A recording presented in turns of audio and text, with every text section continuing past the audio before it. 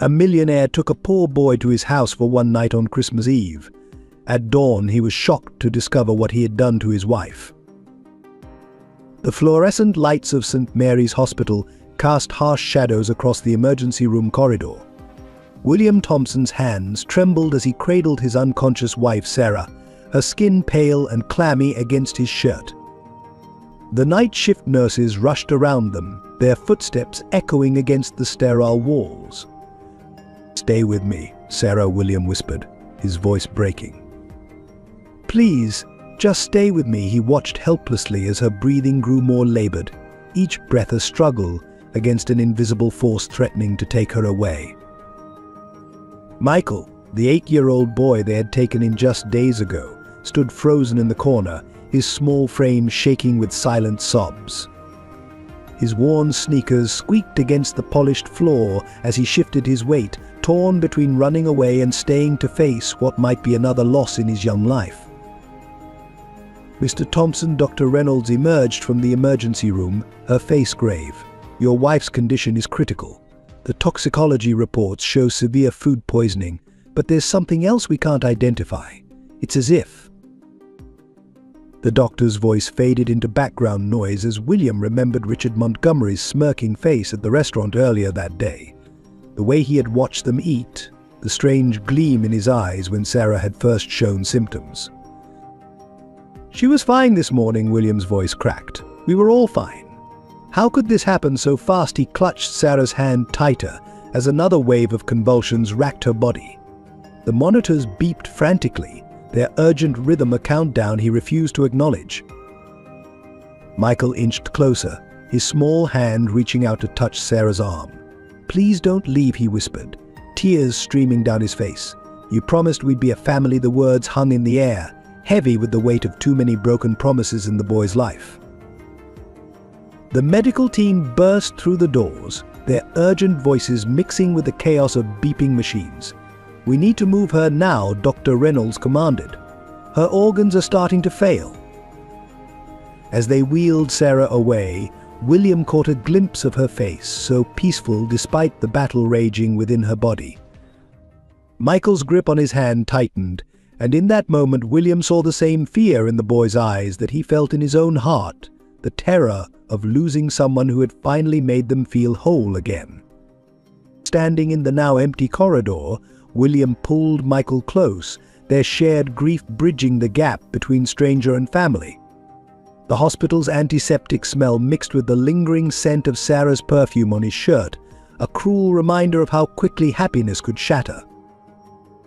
"What if she..." Michael couldn't finish the sentence, his voice choked with tears.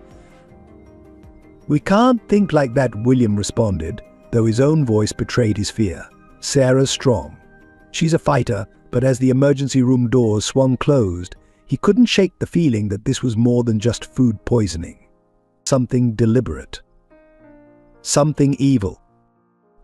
The night stretched ahead of them, endless and uncertain, as they waited for news that could either heal their newly formed family or tear it apart forever. 12 hours earlier, the Thompson family dining room had been filled with warmth and laughter. Sarah sat at the head of the table, her golden hair catching the morning light as she served breakfast. The food had come from Montgomery's, the most prestigious restaurant in town, specially prepared for their first family breakfast with Michael. "Try the eggs," Michael Sarah encouraged, watching the boy's hesitant expression. "Richard Montgomery himself prepared this breakfast for us." Her voice carried the excitement of creating a special moment for their new family member. Michael picked at the food carefully, years of street survival making him wary of unfamiliar meals. William and Sarah exchanged worried glances, their hearts aching at his cautious approach to even the simplest gestures of care. The first signs appeared subtle and innocent. Sarah touched her throat, a slight grimace crossing her face as she swallowed. "The coffee tastes a bit strange today," she murmured, but continued drinking, not wanting to dampen the morning's joy. Within an hour, her hands began trembling. The coffee cup clattered against the saucer as she set it down, spilling dark liquid onto the pristine tablecloth. "I'm feeling a bit dizzy," she admitted, pressing her palm against her forehead. William noticed her complexion turning ashen. "Sarah, you don't look well." He reached across the table, touching her hand. It felt cold and clammy, despite the warm morning. Michael watched with growing anxiety, his own plate untouched. He'd seen illness on the streets, knew how quickly it could turn deadly. "Mrs. Thompson," his voice quavered, "your lips are turning blue." Sarah tried to stand but stumbled, catching herself on the table's edge. The room spun around her as waves of nausea hit with increasing intensity. "Something's wrong," she gasped, her breathing becoming labored. "Oh, the food. There's something wrong with the food." William rushed to her side as she collapsed into her chair, her body beginning to convulse. Michael backed away, terror etched across his young face. This scene was too familiar. It reminded him of his mother's final moments, alone in their cold apartment. "Call an ambulance," William shouted, cradling Sarah as she fought for breath. Michael ran for the phone, his small fingers shaking as he dialed 911. Sarah's eyes met William's, fear mixing with confusion. "The breakfast," she whispered between spasms. "Richard. He watched me eat. He insisted I try everything." The memory of Richard Montgomery's strange behavior that morning suddenly clicked into place. His insistence on personally preparing their breakfast, his lingering presence as they collected their order, the odd smile as he watched Sarah sample the food in the restaurant. As sirens wailed in the distance, Sarah's condition deteriorated rapidly.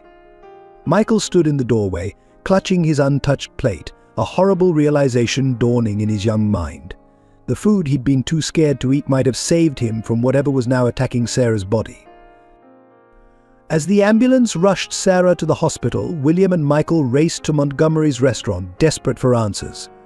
The evening crowd buzzed inside, unaware of the drama unfolding.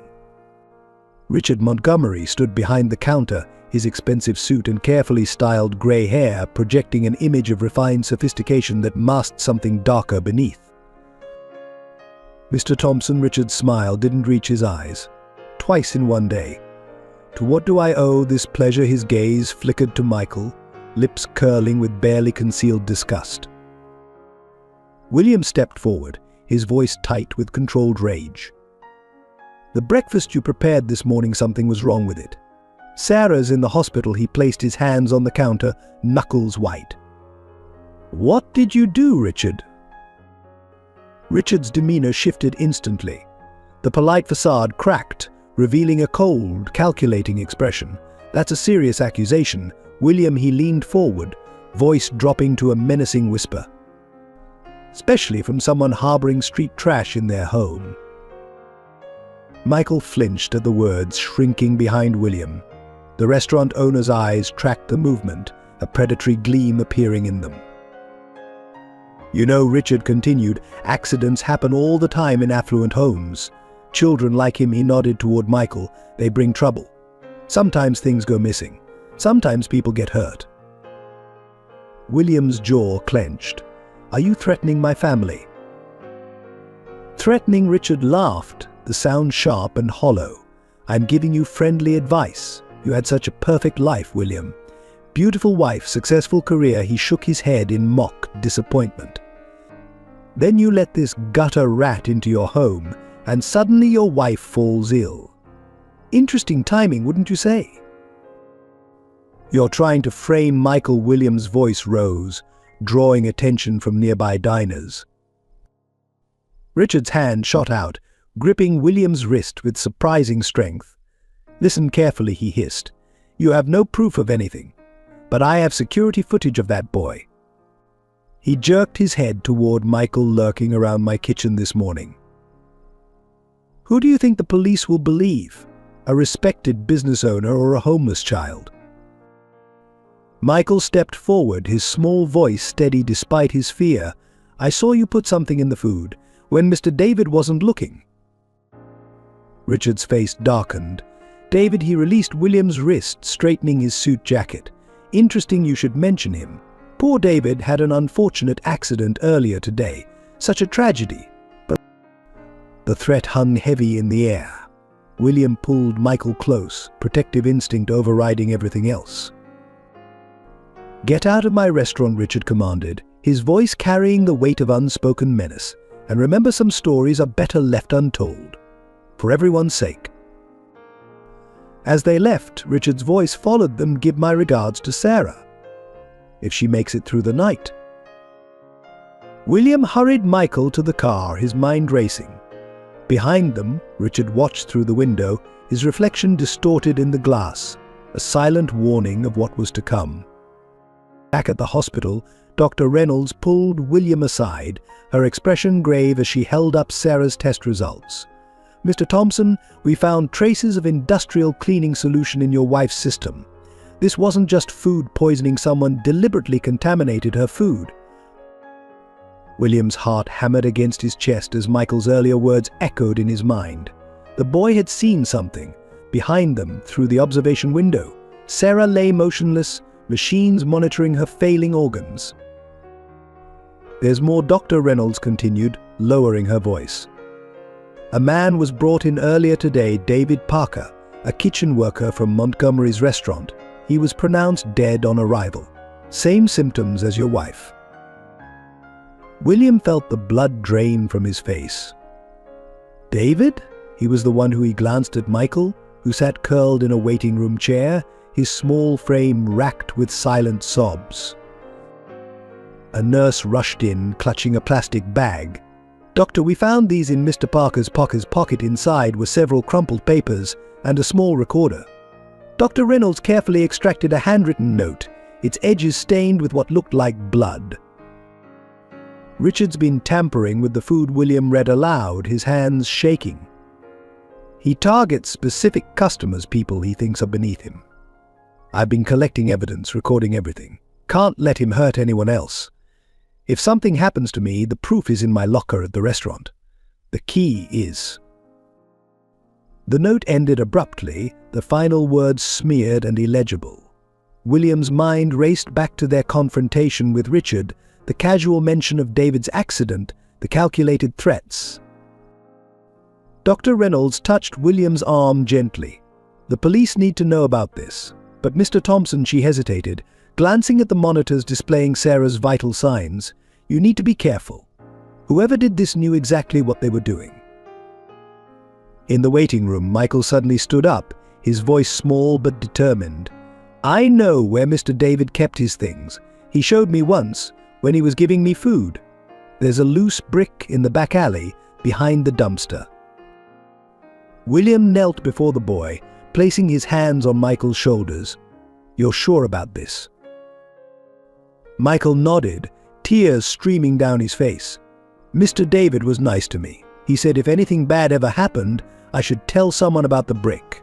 He said it would keep people safe." And through the window, Sarah's monitors began beeping more urgently. Dr. Reynolds rushed back to her patient, barking orders to the medical team. William watched helplessly as they worked to stabilize his wife, knowing that somewhere in that restaurant lay the evidence that could save her and condemn the man responsible.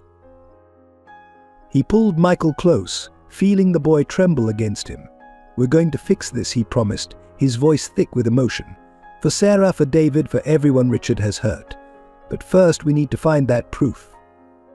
The bitter winter wind whipped through the alleyways of downtown, finding every gap in Michael Anderson's threadbare jacket.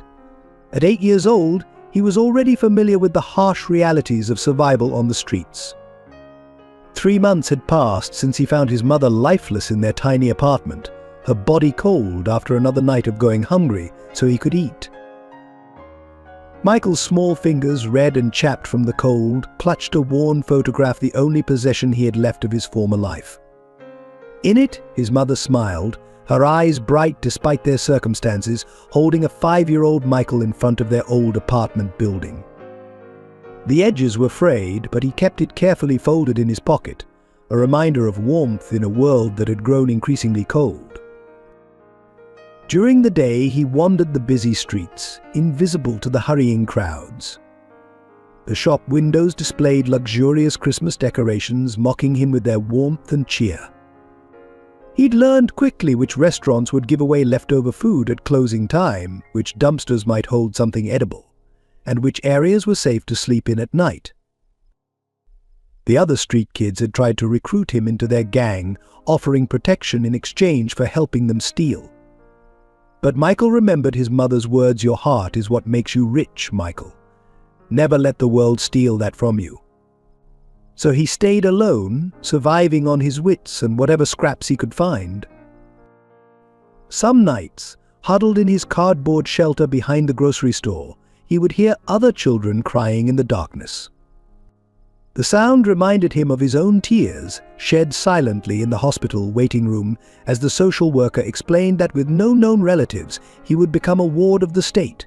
He had run away that night, terrified of being lost in a system his mother had always warned him about. During the day, he would watch families through restaurant windows, studying their interactions like a scientist observing an alien species. He saw children his age complaining about their food while their parents patiently coaxed them to eat. The sight would make his empty stomach ache with a pain that went beyond mere hunger. School had been his sanctuary once. Now he could only peek through classroom windows, watching other children learn and play. His old backpack, salvaged from their apartment, contained a few precious books, dog-eared textbooks he read by streetlight, determined to keep learning despite everything. His mother had been a teacher before illness took her job, and she had instilled in him a love of knowledge that even homelessness couldn't extinguish. Most painful were the nights when memories of his mother's voice would wake him, her soft singing as she tucked him in, her gentle encouragement when he struggled with homework, her fierce determination as she promised him a better future. Those nights he would clutch the photograph tighter, trying to remember the feeling of her arms around him, the scent of her dollar store perfume, the sound of her laugh. The streets had taught Michael to be invisible when necessary and quick when opportunity arose. He learned to read people's faces, to recognize kindness from pity, genuine concern from superficial charity. Most importantly, he learned to hold on to hope, not the naive hope of fairy tales, but the stubborn, resilient hope that had kept his mother going through her darkest days. As winter deepened and temperatures dropped, Michael's world shrunk to a desperate search for warmth and food. Yet even in his darkest moments, he refused to let go of his mother's final words to him, "You are meant for more than this, my brave boy. Promise me you'll never stop believing in goodness." William and Sarah Thompson's mansion stood as a testament to success, its manicured lawns and elegant architecture masking the profound emptiness within. Behind the grand facade, their footsteps echoed through rooms that had once been filled with a child's laughter. Now, those same rooms served as constant reminders of what they had lost. Sarah spent countless hours in what should have been Emily's room, running her fingers over unopened Christmas presents and untouched toys. Their daughter had passed away just 2 days before Christmas the previous year, a sudden illness that swept through her tiny body like wildfire, leaving her parents devastated and their dreams shattered. The room remained exactly as it had been, a preserved memorial to a future that would never unfold. William threw himself into his work at the investment firm, taking on extra clients and longer hours, anything to avoid the silence at home. His success had always been driven by a desire to give his family everything he never had growing up.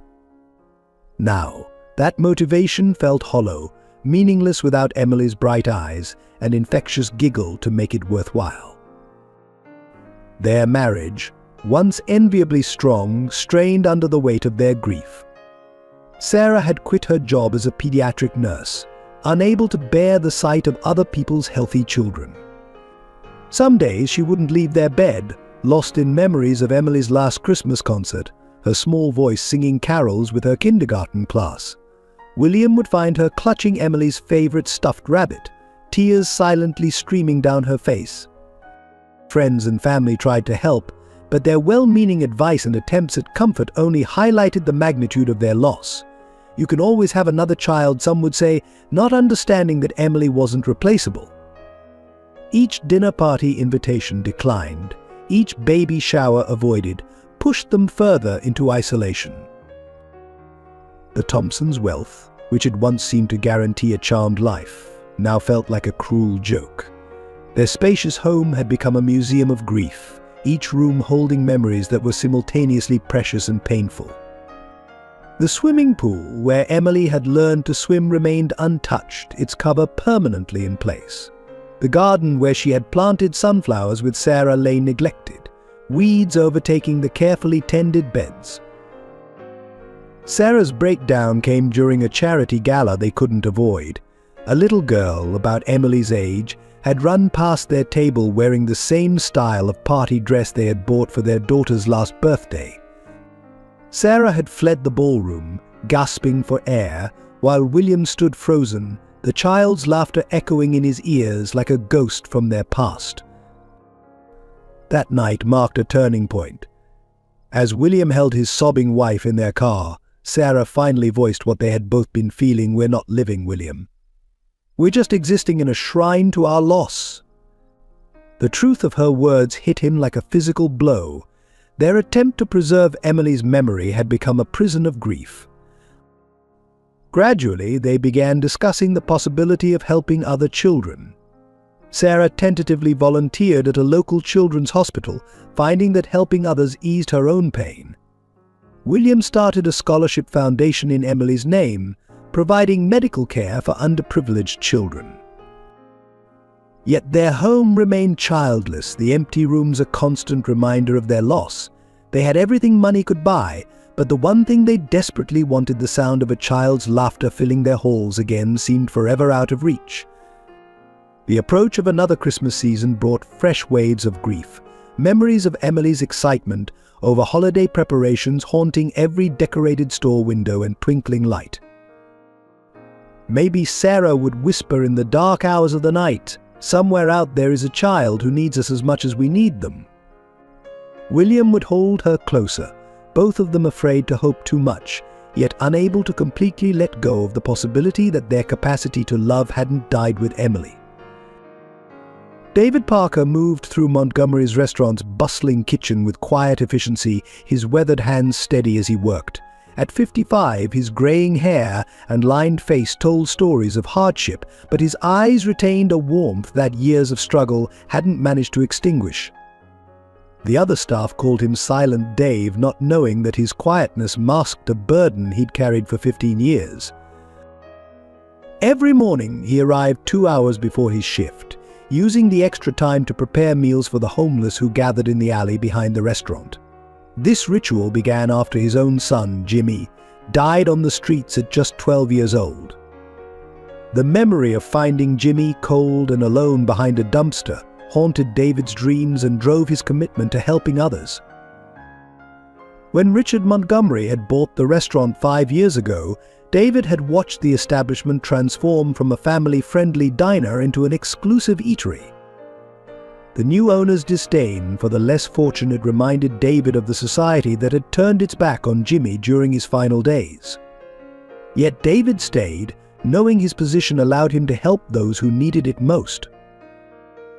His small apartment above the local hardware store contained only basic furnishings, but the walls were covered with photographs, Jimmy's school pictures, family snapshots from happier times, and now pictures of the street children he'd helped over the years.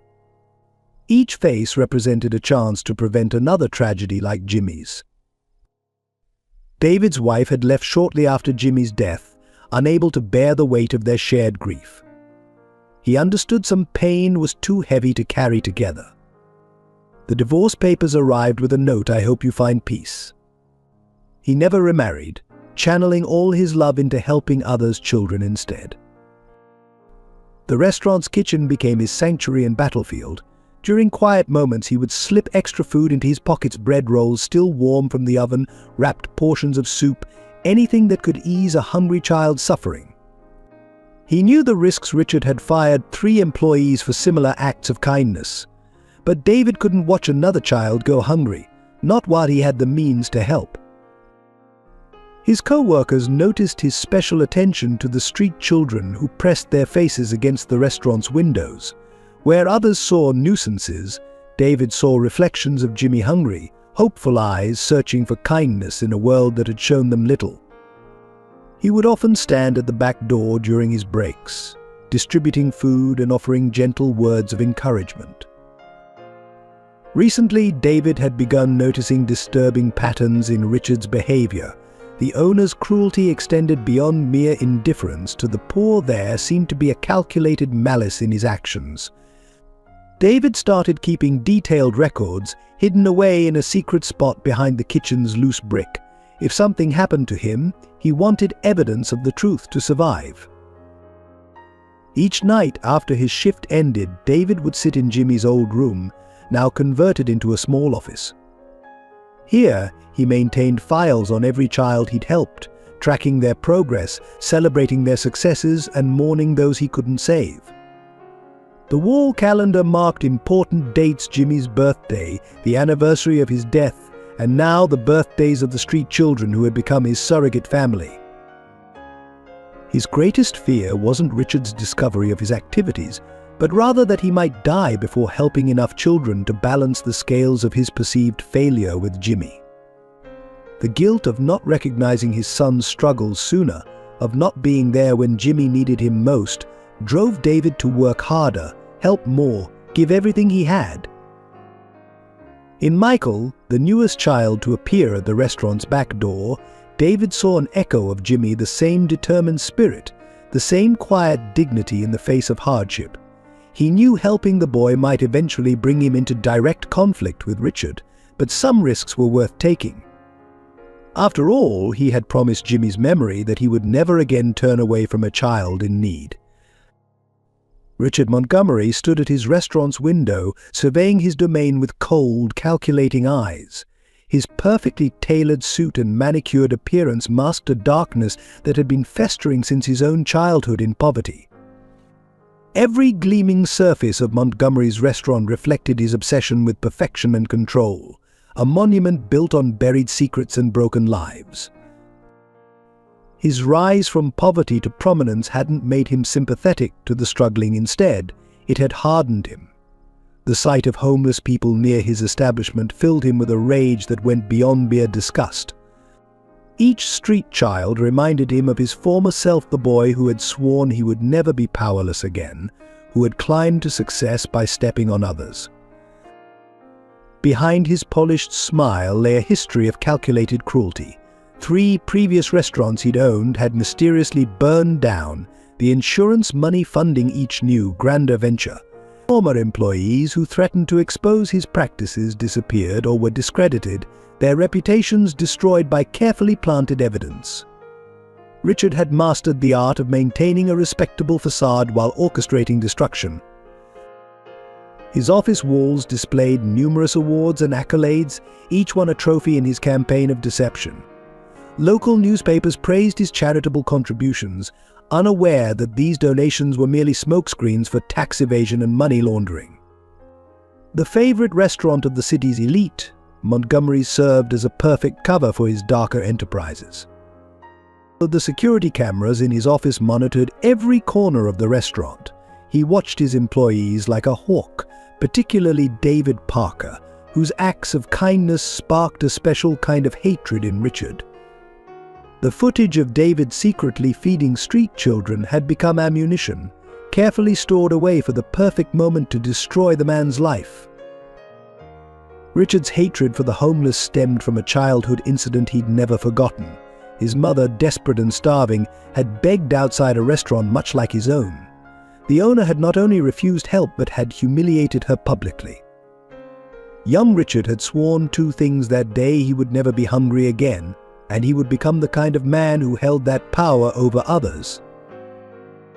His methods of dealing with undesirables had grown more sophisticated over the years. Health inspectors were bribed, police officers were on his payroll, and local politicians frequented his restaurant, ensuring their silence and compliance. Any threat to his carefully constructed world was eliminated with quiet efficiency. The incident with Sarah Thompson hadn't been his first attempt at targeted food tampering. Previous accidents had been carefully orchestrated to remove obstacles or send messages. He kept meticulous records of each incident, Hidden in a secret safe behind his office's false wall, a trophy collection of his victories over those he deemed beneath him. His employees feared him, though they couldn't articulate why. His smile never reached his eyes, and his compliments carried veiled threats. Those who worked closely with him learned to recognize the subtle signs of his mood shifts, the slight tightening of his jaw, the momentary flash of rage in his eyes, the too calm voice that preceded his most violent outbursts. The recent arrival of Michael, the street boy who seemed to touch everyone's hearts, had awakened something particularly dark in Richard. The child's resilience, his refusal to be broken, represented everything Richard had sacrificed in his own rise to power. When the Thompsons took an interest in the boy, it created the perfect opportunity to eliminate multiple problems at once. Standing in his office, watching the security feeds, Richard smiled at his own reflection in the window. The restaurant's evening lights cast shadows across his face, highlighting the cruel set of his mouth. He picked up a small vial from his desk, rolling it between his fingers as he contemplated his next move. The Thompsons' interference in his business, their sympathy for the street rats he despised, their connection to that meddlesome David, all of it would be resolved soon enough. The aroma of freshly baked bread drifted from Montgomery's restaurant's back door, making Michael's empty stomach twist painfully.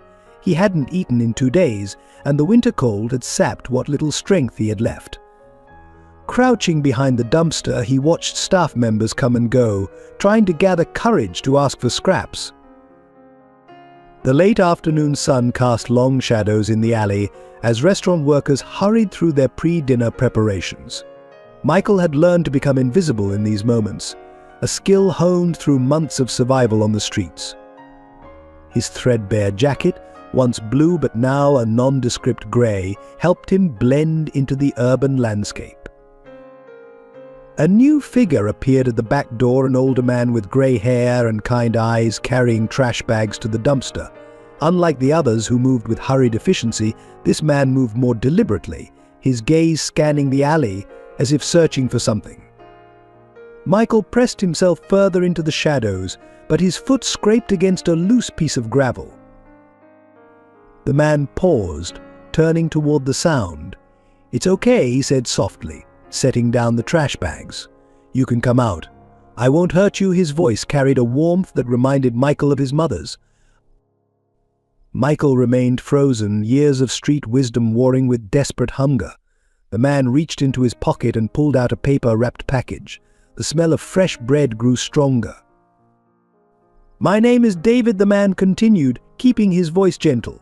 "I work in the kitchen here. Would you like something to eat?" He placed the package on a clean spot near the dumpster and stepped back, giving Michael space. Hunger finally won over caution. Michael emerged slowly, ready to bolt at the first sign of trouble.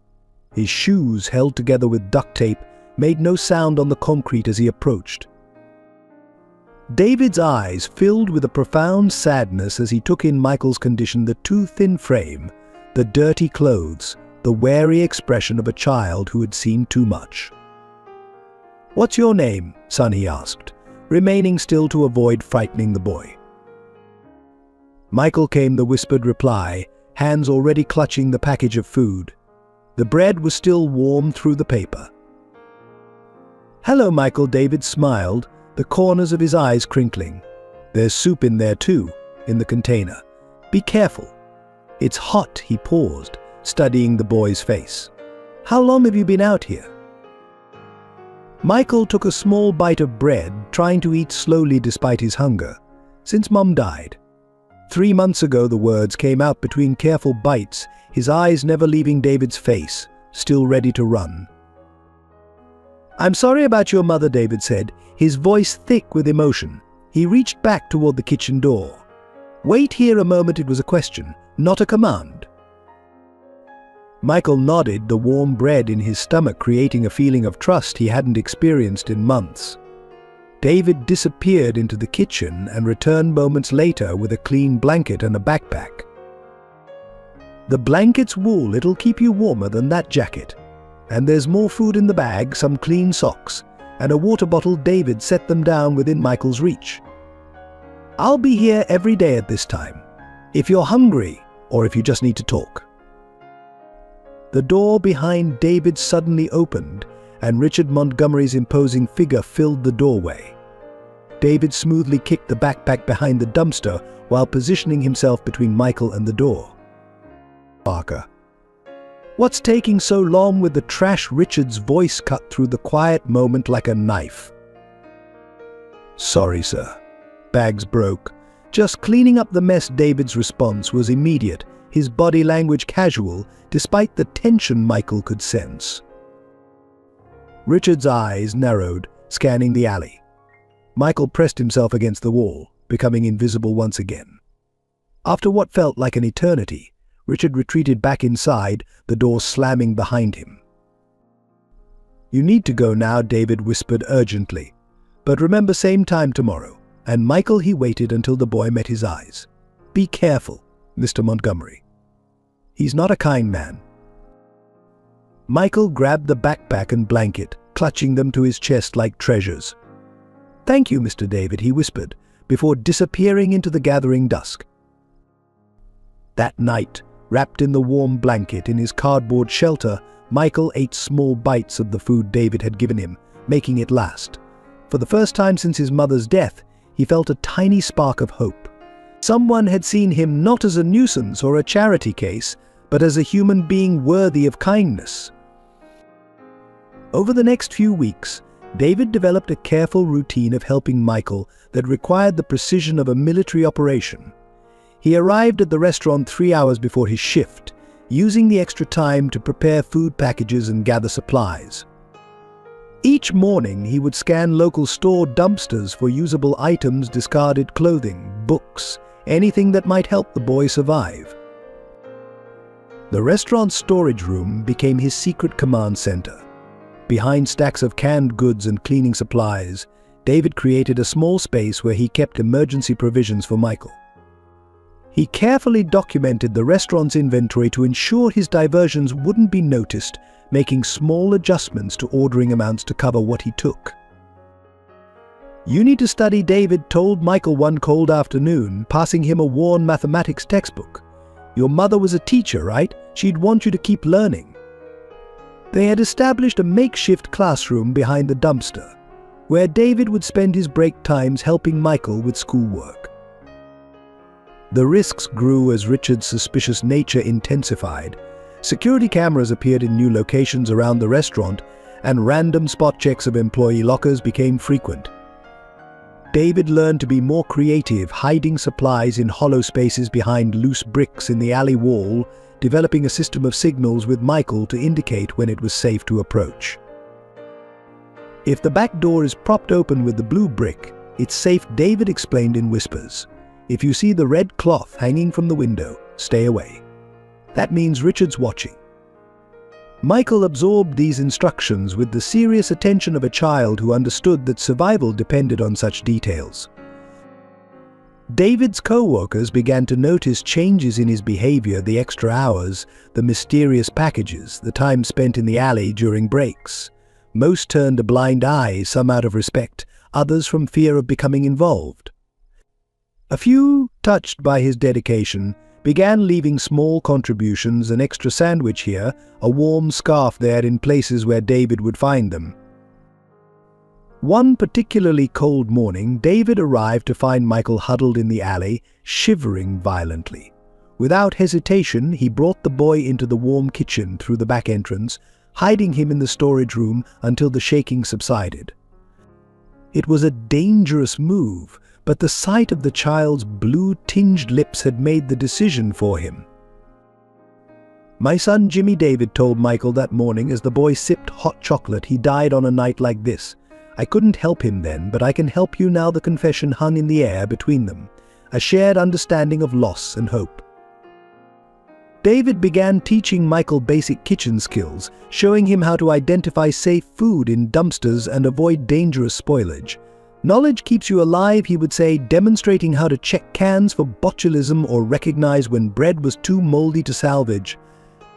These lessons, delivered in whispered conversations behind the dumpster, were a survival guide disguised as cooking tips. The evidence of Richard's cruelty mounted as David watched and documented. He kept careful notes of suspicious incidents, food tampering, threats to employees, mysterious accidents that befell those who crossed the owner. These records he hid carefully, making multiple copies stored in different locations. "If anything happens to me," he told Michael, showing him the hiding spots, "make sure someone finds these."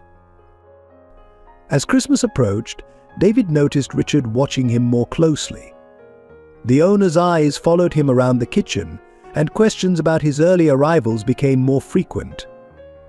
David knew he was walking a dangerous line, but the sight of Michael's improving health and brightening spirit made the risks worthwhile. "You remind me so much of Jimmy," David admitted one evening, helping Michael with a particularly difficult math problem. He had the same look in his eyes, like nothing could break his spirit, no matter how hard the world tried. The boy looked up from his textbook, his face serious. "What happened to him, Mr. David?" David's eyes grew distant. "The world can be very cold to children it doesn't see. That's why we have to look out for each other." He squeezed Michael's shoulder gently. "Promise me you'll be careful. Richard, he sees things that make him angry, and he doesn't handle anger well." The day Richard discovered David's secret operation began like any other, but ended in violence that would change everything. Through the restaurant's security cameras, Richard watched David's early morning arrival, his suspicious movements in the storage room, and the regular trips to the back alley. After weeks of observation, he finally had enough evidence to act. Richard waited until the lunch rush had ended, when the kitchen was quietest. He stood in his office, reviewing the security footage one last time, his face darkening with each scene. The sight of David helping Michael, sharing food and teaching him, triggered a rage that had been building for weeks. "Parker," Richard's voice cracked like a whip across the kitchen. "My office." Now the other kitchen staff froze, recognizing the dangerous edge in their boss's tone. David wiped his hands slowly on his apron, his face calm despite the tension evident in his shoulders. Inside the office, Richard didn't invite David to sit. Instead, he played the security footage on his computer monitor, showing David's early morning activities. Care to explain this? He paused the video on a frame showing David passing a package to Michael. "Those are leftover foods that would have been thrown away," David replied steadily. "The boy was hungry. I couldn't just." The sound of Richard's fist slamming onto his desk cut off David's words. "My restaurant is not a charity," he stood, looming over his desk. "That food, those supplies, all of it comes out of my profits. You've been stealing from me, Parker?" "Nothing I gave him would have been sold," David maintained his calm. "It was all marked for disposal." "Marked by you?" Richard's face contorted with rage. "You've been deliberately overordering, manipulating inventory, all to feed some worthless street rat." He pulled out a stack of papers, David's carefully documented inventory adjustments. "Did you think I wouldn't notice?" David's eyes flickered to the papers, then back to Richard's face. "That boy has a name. Michael. He's just a child who—" "I don't care what his name is." Richard swept the papers off his desk in a violent gesture. "What I care about is that you've been undermining my business, corrupting my inventory system, bringing vermin to my back door." He stepped around the desk, moving closer to David. "You think you're being kind? Charitable? You're encouraging them. Every piece of bread you give away brings more of them, like feeding stray dogs." "They're not dogs." Richard David's voice hardened. "They're human beings, children. If you had any humanity." The punch came without warning, catching David in the stomach. He doubled over, gasping, but didn't fall. Richard grabbed him by the collar, slamming him against the office wall. "Humanity," Richard spat the word. "I built this place from nothing. I worked my way up from the streets while parasites like your little friend Michael just wait for handouts." He tightened his grip. "And now you're helping them steal what's mine." David met Richard's gaze steadily, despite the pain. "I know about the tampering, Richard. The accidents. I've been keeping records." Richard's face went deadly still. What records? Evidence of everything. The food contamination, the threats, the mysterious fires at your other restaurants. David's voice was quiet but firm. If anything happens to me or Michael, it all goes to the police. Richard released him abruptly, stepping back. His expression shifted from rage to something colder, more calculated. You're fired, Parker. Clear out your locker and get out. If I see you or that boy anywhere near my restaurant again. You'll what? David straightened, rubbing his throat. Add us to your list of accidents. Richard smiled, a chilling expression that didn't reach his eyes. Just remember, accidents happen all the time in this city, to all kinds of people, even children. David's face paled at the implied threat. He turned to leave, but Richard's voice stopped him at the door. Oh, and Parker. Those records you mentioned? Better hope nothing happens to them? It would be a shame if a fire destroyed them, along with whatever building they're in. David walked out of the office, past the worried faces of his co-workers, his mind racing. He had to warn Michael, had to protect the evidence. But first, he needed to make one final copy of everything just in case Richard's accident came sooner than expected. David worked frantically through the night, copying his evidence and distributing it to secure locations. His small apartment became a command center of desperate activity as he organized documents, photographs, and recordings. The threat in Richard's voice haunted him. He knew it wasn't idle talk. At dawn, he made his way to Michael's usual hiding spot behind the restaurant. The boy was already there, huddled under the blanket David had given him weeks ago. Michael, he called softly. We need to talk. It's important. The boy emerged from his makeshift shelter, immediately sensing the urgency in David's tone. His eyes widened at the sight of the bruises on David's neck. Mr. David, what happened? Richard knows, David said simply, kneeling to meet Michael's eyes. It's not safe for you here anymore. You need to leave this area. Find somewhere else to stay. He pressed an envelope into Michael's hands. Inside is money and information about a shelter on the other side of town. They'll help you. Michael clutched the envelope, tears forming in his eyes. But what about you? Can't you come with me? David shook his head, forcing a smile. I have to stay and finish something important. But first, I need you to remember exactly what I'm about to tell you. He pulled out a small piece of paper. These are locations where I've hidden evidence of Richard's crimes. If anything happens to me, you need to make sure the police find these. Nothing's going to happen to you, Michael insisted, his voice trembling. You're going to be fine. David cupped the boy's face in his weathered hands. Listen to me. Richard is dangerous. More dangerous than you know. I've spent months gathering proof of what he's done, and now I need to make sure it gets to the right people. He reached into his bag and pulled out a fresh loaf of bread and a thermos of soup. One last breakfast together, he said, his voice thick with emotion. Then you need to go. Promise me you'll go straight to that shelter. They shared the meal in silence, both aware it would be their last.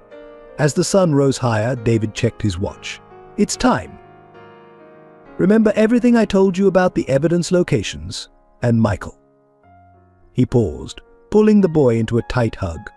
You're so much like Jimmy. You have the same strength, the same heart. Don't let the world take that from you.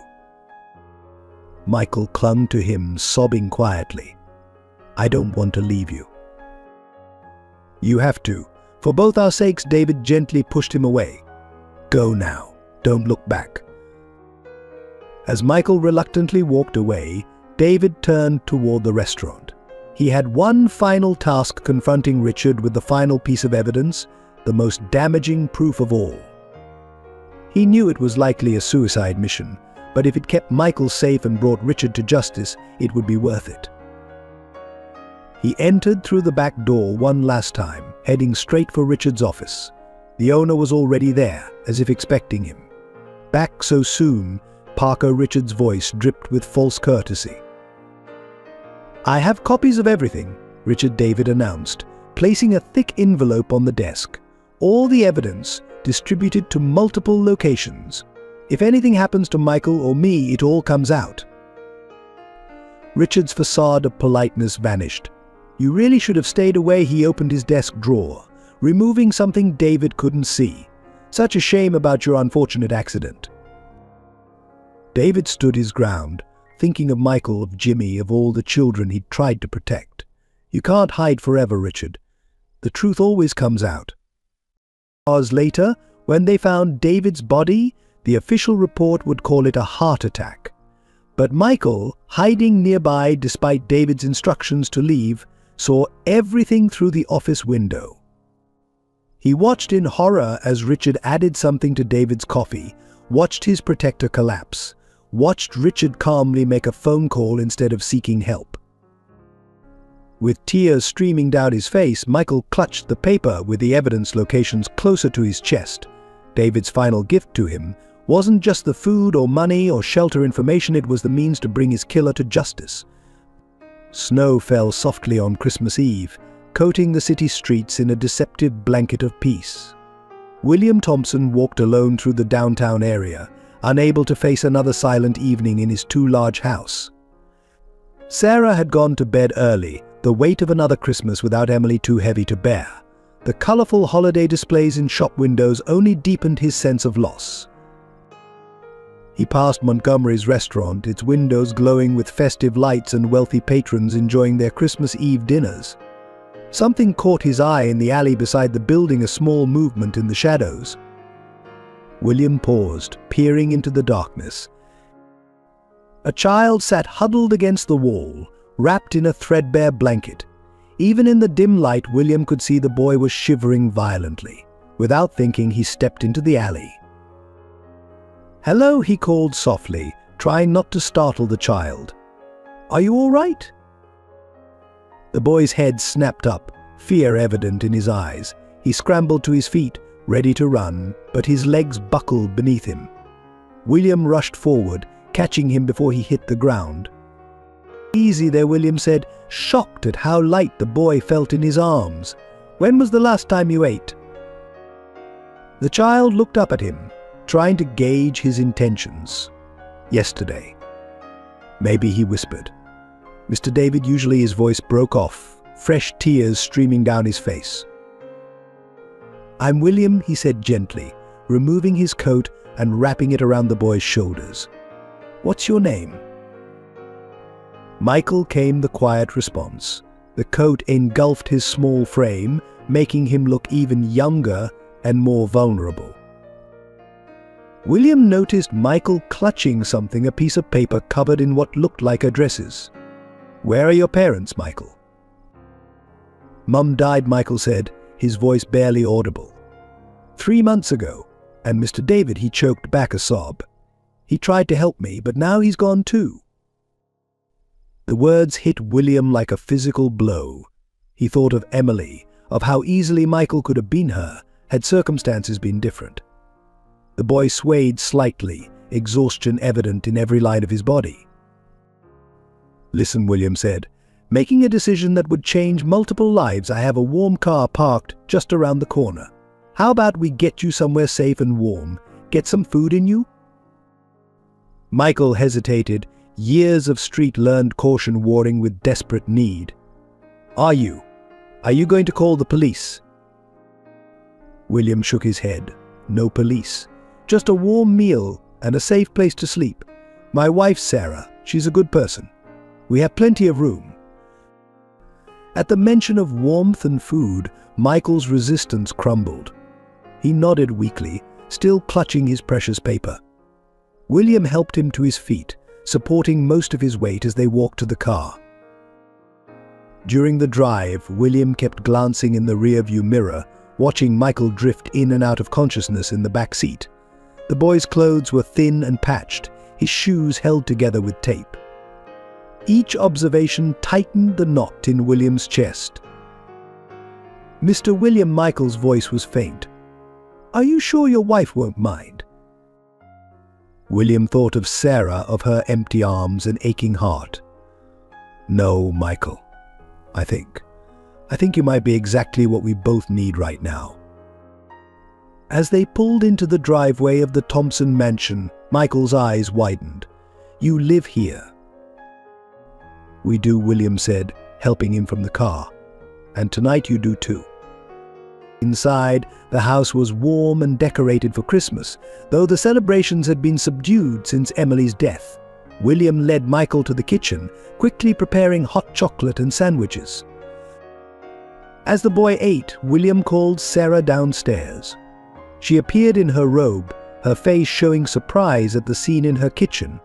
William watched as she took in Michael's condition, the dirty clothes, the haunted eyes, the desperate way he ate, as if each bite might be his last. "Sarah," William said softly, "this is Michael. He needs our help." Sarah stood frozen for a moment, and William held his breath. Then Michael looked up at her, and something in his eyes, the same desperate loneliness she saw in her own mirror each day, broke through her grief. She moved forward slowly, as if approaching a wounded animal.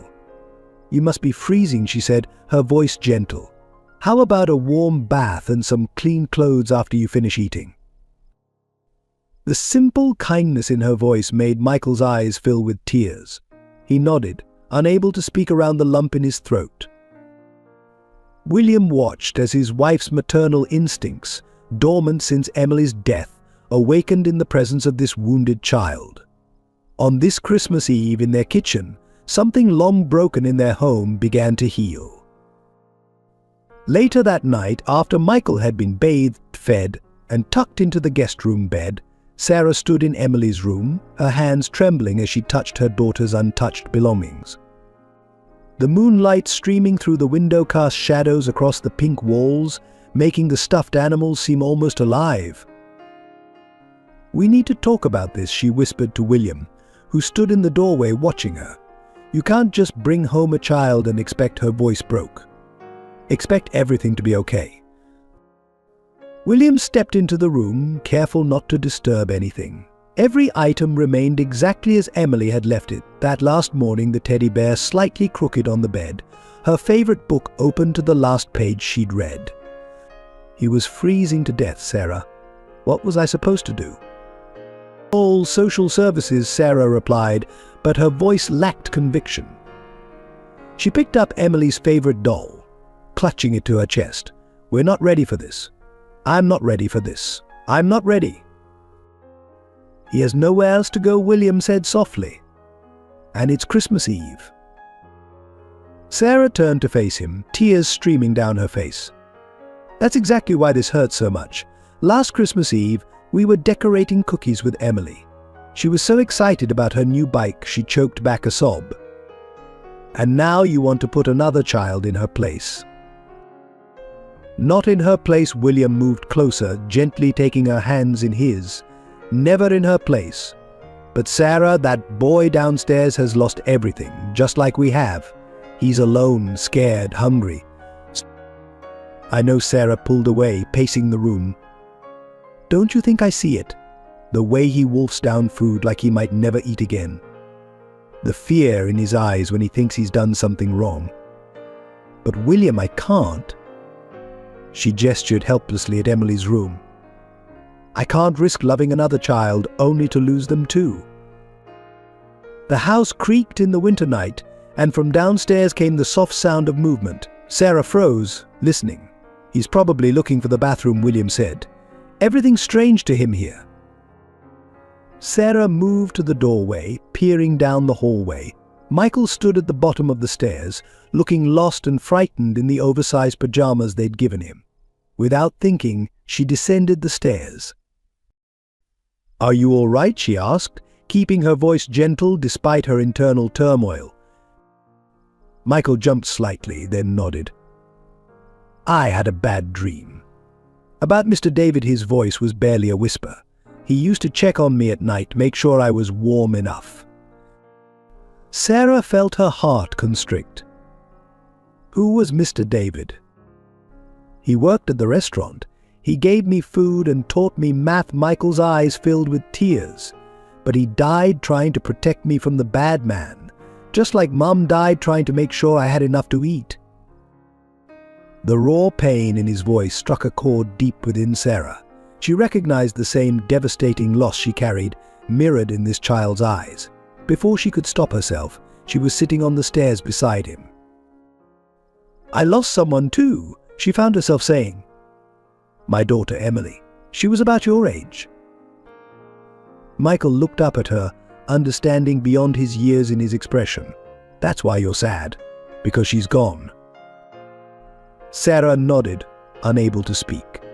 To her surprise, Michael's small hand found hers in the darkness. "Mum used to say that love doesn't go away just because people do," he said softly. Maybe there's room for more love even when it hurts?" The simple wisdom of his words broke something open in Sarah's heart. She looked up to find William standing at the top of the stairs, watching them with tears in his eyes. "Would you like some hot chocolate?" she asked Michael, her voice shaky but warm. "I used to make it for Emily when she had bad dreams." Michael's face lit up with hope. "Really? You wouldn't mind?" "No," Sarah said, standing and offering her hand. "I wouldn't mind at all." As they walked to the kitchen together, Sarah felt the iron grip of grief around her heart begin to loosen slightly. Emily would always be her daughter, her first love, her precious angel. But perhaps there was room in her heart for this wounded boy who, like her, knew the deep pain of loss. William watched from the doorway as his wife and Michael sat at the kitchen counter, steam rising from their mugs, their voices soft in the night. It wasn't healing, not yet, but it was a beginning. The days following Christmas brought small but significant changes to the Thompson household. Each morning, Sarah found herself waking earlier, drawn by the quiet sounds of Michael attempting to make his own breakfast, trying not to be a burden. She'd watch from the doorway as he carefully measured cereal into a bowl, his movements precise and cautious. "You don't have to do everything alone anymore," she told him one morning, stepping into the kitchen. "Here, let me show you where we keep the fresh fruit." The smile that lit up his face at such a simple gesture made her heart ache with a mixture of joy and sadness. William discovered Michael's love of learning during an afternoon when he found the boy sitting in his study, carefully examining a world atlas. "Mr. David was teaching me geography," Michael explained, his fingers tracing mountain ranges. He said, "Knowledge is something nobody can take away from you." That evening, William brought home a stack of textbooks and school supplies. They set up a small desk in the corner of the study, creating a space that was uniquely Michael's. "We'll start with the basics," William said, helping him organize the books. "And when you're ready, we'll look into proper schooling."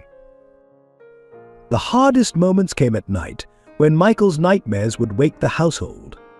He'd cry out for his mother, for Mr. David, his voice raw with grief and fear. Sarah found herself running to his room without hesitation, gathering him in her arms as she had once done for Emily.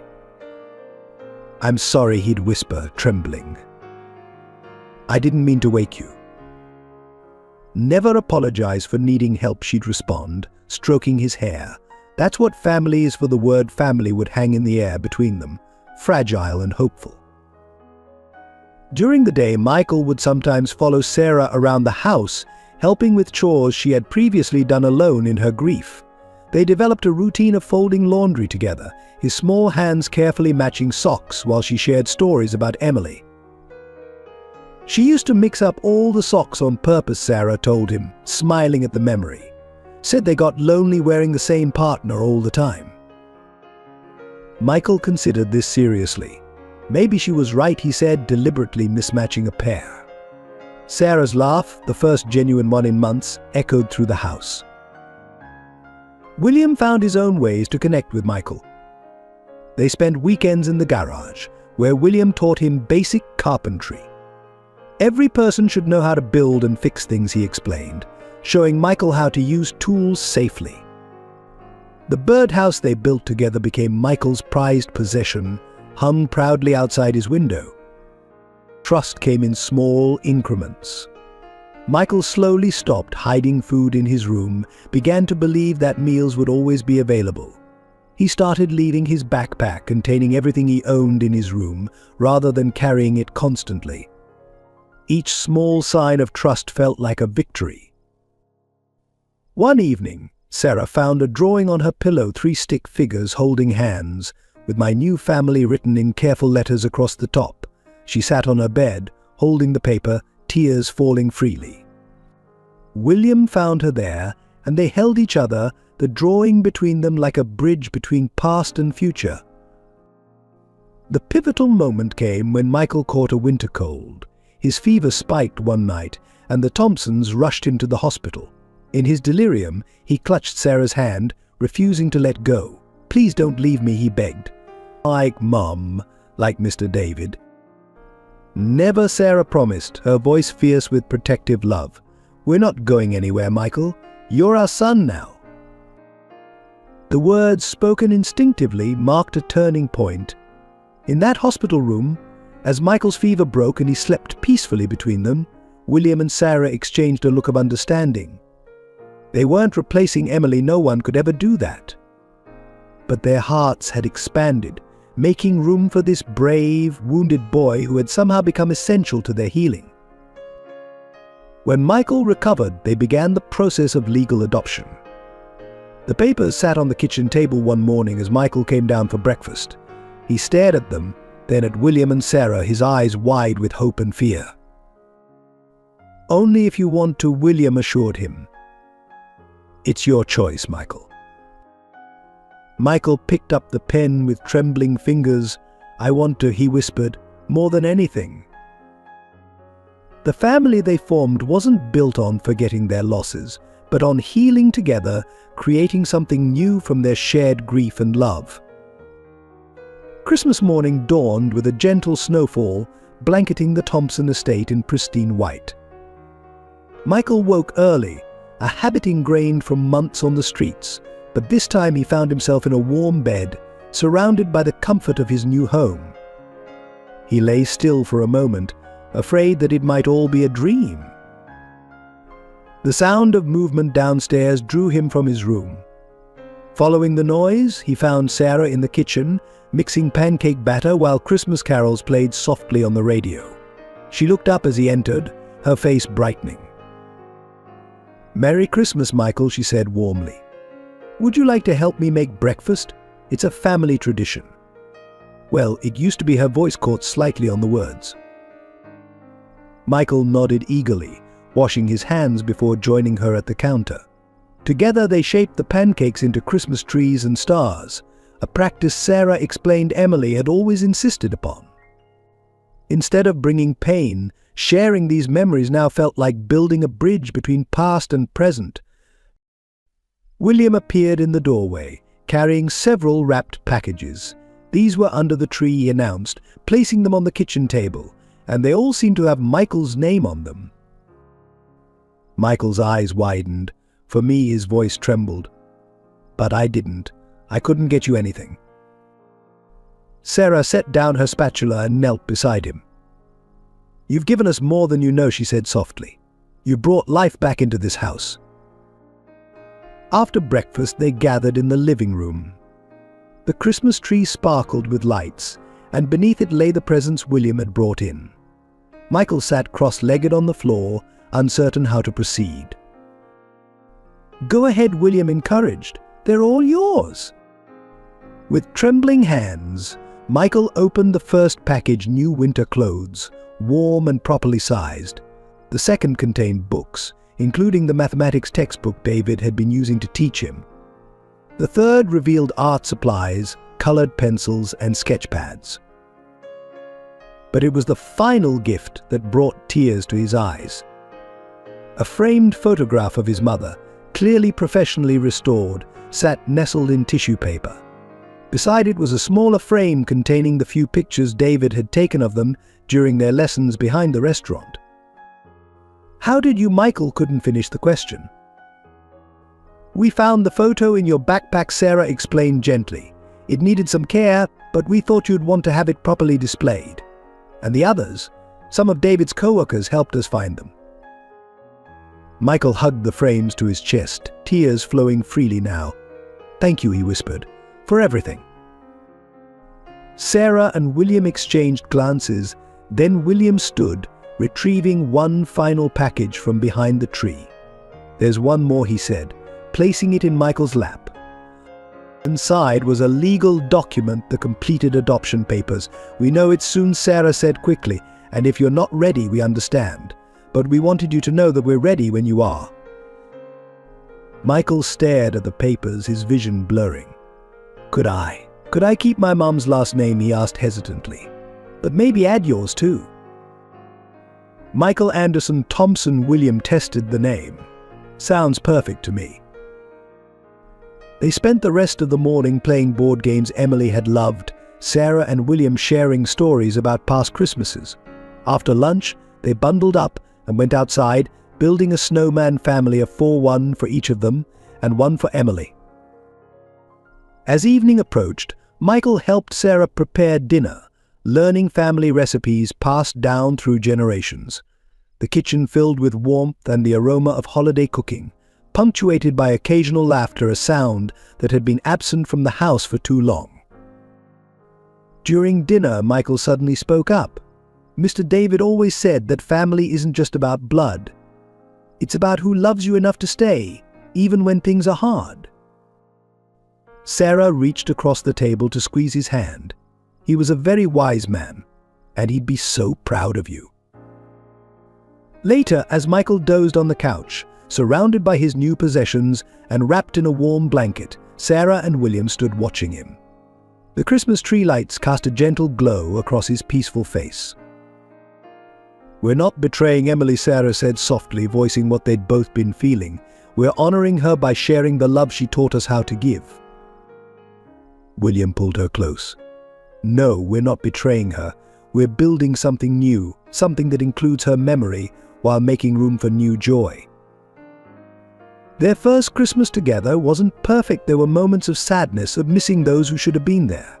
But it was real, and it was real, and it was theirs, and it marked the beginning of their journey as a family.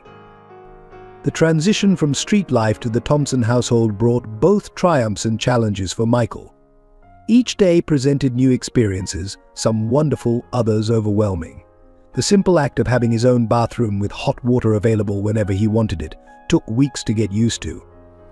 Mornings began with Sarah gently waking him, so different from the harsh survival instincts that had jolted him awake on the streets. She'd lay out clean clothes for him daily, though he still kept his old ones hidden under the bed, a safety net he couldn't quite let go of. The concept of having multiple sets of clothes, of not wearing everything he owned at once, felt foreign. School presented its own set of challenges. After assessment tests revealed gaps in his education, William hired tutors to work with Michael at home. The boy threw himself into learning with fierce determination, often studying late into the night. "I want to make Mr. David proud," he explained when Sarah found him asleep over his books one evening. He always said education was freedom. Social interactions proved more difficult. When the Thompsons hosted their first dinner party, Michael retreated to his room, overwhelmed by the number of people. Sarah found him huddled in his closet, breathing heavily. "Too many voices," he whispered. Too many people who he couldn't finish the sentence, but Sarah understood. Together, they developed a signal system. 2 quick hand squeezes meant he needed a break from social situations. Nightmares remained a constant companion. He would wake screaming, reliving David's death or his mother's final days. On those nights, both Sarah and William would come running, sitting with him until the terrors passed. They installed a small nightlight that projected stars onto his ceiling, a gentle reminder that he wasn't alone in the darkness anymore. Food continued to be a complex issue. Despite regular meals, Michael couldn't shake the habit of hoarding snacks in his room. Sarah pretended not to notice the granola bars tucked under his mattress or the apples hidden in his desk drawer. Instead, she began leaving a small basket of non-perishable snacks in his room, replenishing it quietly when it ran low. "Just in case," she said when he discovered it, understanding in her eyes. The first time Michael called them Mom and Dad happened naturally during a mundane moment. He was helping William in the garage, passing tools as they fixed a bicycle together. "Thanks, Dad," he said absently, then froze, fear flashing across his face. William simply smiled and asked for the wrench, letting the moment settle without pressure. That night, Michael called Sarah Mom during dinner, and though tears sprang to her eyes, she just reached over and squeezed his hand. Physical affection came slowly. Michael would flinch at unexpected touches, a reflex from street survival. Sarah and William learned to telegraph their movements, always letting him see them approach. The first time Michael initiated a hug, throwing his arms around Sarah after she defended him from a rude store clerk, they all cried. Money remained a sensitive subject. Despite having everything he needed provided, Michael struggled with accepting gifts or new purchases. It's too much, he would protest when William bought him new shoes or Sarah brought home books. They found ways to involve him in household economies, teaching him about budgeting and savings, helping him understand that providing for him wasn't a burden but a joy. The hardest adjustment came with trust. Michael had learned the hard way that adults couldn't always be relied upon, that promises were often broken. When William had to travel for business the first time, Michael became withdrawn, convinced he wouldn't return. Sarah found him sleeping in William's study, surrounded by his father's belongings. Now William called every night he was away, and they kept a countdown calendar to his return. Slowly, new habits replaced old survival mechanisms. The backpack of emergency supplies moved from under his bed to his closet, then finally to the basement storage. His shoulders lost their defensive hunch, and his smile came more readily. He began to plan for the future, rather than just surviving the present. 1 year after joining the family, Michael helped Sarah plant a garden. As they worked the soil together, he talked about his mother, sharing happy memories rather than just the painful ones. "She would have liked you," he told Sarah, carefully patting soil around a tomato plant. "She always said love grows like a garden if you tend it right." The transformation wasn't complete. Some scars ran too deep to fully heal, but Michael was learning to trust in permanence, in the stability of love that didn't disappear when times got hard. The Thompsons weren't trying to erase his past or replace what he'd lost. Instead, they helped him build a bridge between who he had been and who he was becoming. The morning everything changed began with a celebration.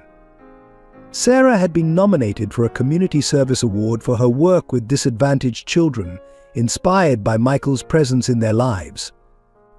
To mark the occasion, William suggested breakfast at Montgomery's restaurant, now considered the finest establishment in town. Michael hesitated when they arrived, his eyes drawn to the alley where he'd once hidden, where David had shown him kindness. Sarah squeezed his hand reassuringly as they entered the restaurant. Richard Montgomery himself greeted them at the door, his smile not quite reaching his eyes as they settled into their booth. "Mrs. Thompson," Richard's voice oozed charm, "I heard about your nomination. Please, allow me to prepare something special for you." His gaze flickered briefly to Michael, a flash of contempt crossing his features before the polite mask returned. Sarah ordered the chef's special breakfast, while William chose simple eggs Benedict. Michael, still uncomfortable in fancy restaurants, asked for plain toast and juice. As Richard walked away, Michael tugged at Sarah's sleeve. "Mummy," whispered, the word still new and precious on his tongue, "I don't trust him. Mr. David always said." "It's all right," Sarah soothed, though she noted the tension in his small frame. "Everything's different now." Richard returned personally with their meals, placing Sarah's plate before her with flourish. "My special creation," he announced proudly. "Please taste it while it's hot." The first signs appeared within hours. Sarah complained of dizziness during their drive home, her face growing pale. By afternoon she was violently ill, her body racked with spasms that grew increasingly severe. "Something's wrong," William said, watching his wife struggle to keep even water down. "This isn't normal food poisoning."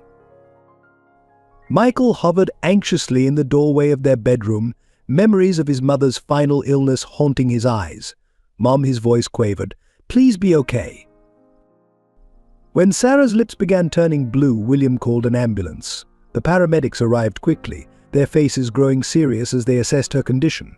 "We need to get her to the hospital immediately," one said, already preparing the stretcher.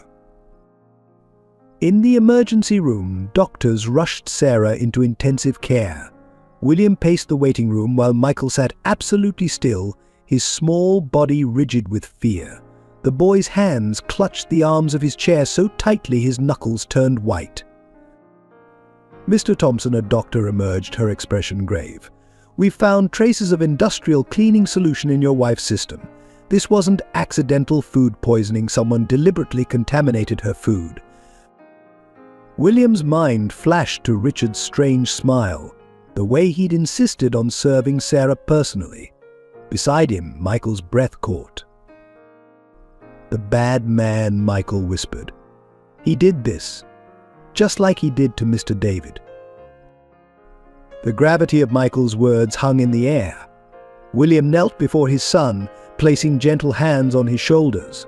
"What do you mean, Michael? What happened to David?" Tears streamed down Michael's face as he told them about David's last day, the coffee, Richard's refusal to call for help, the evidence hidden behind loose bricks. "He has proof," Michael finished.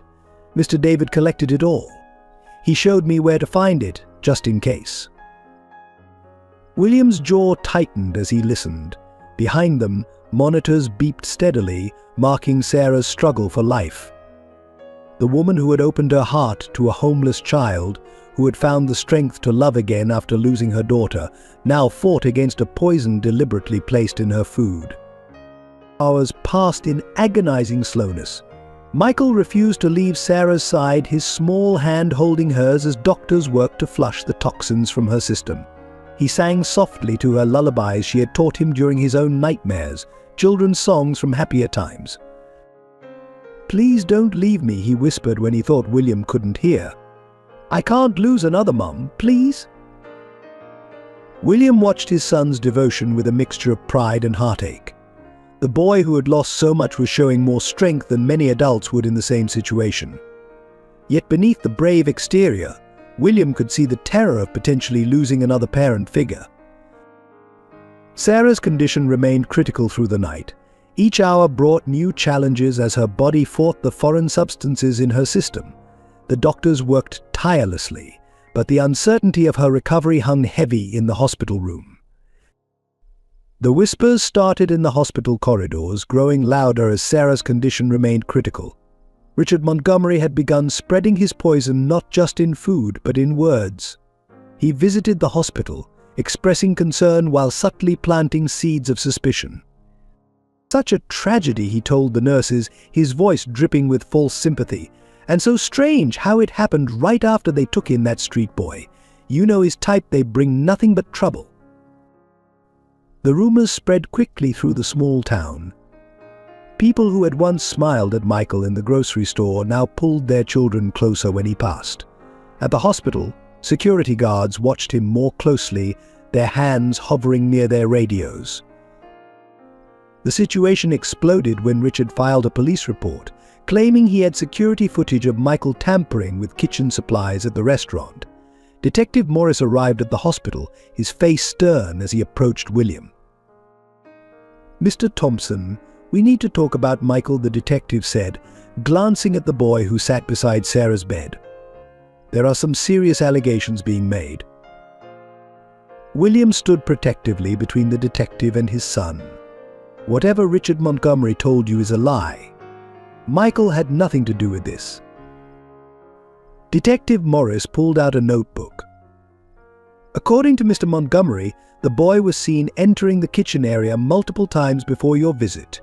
He has a history with the restaurant and given his background." His background, William's voice rose sharply. "You mean being homeless after his mother died? Being helped by David Parker, who mysteriously died after confronting Richard?" Michael's small voice interrupted them. "I know where Mr. David's evidence is," he said quietly.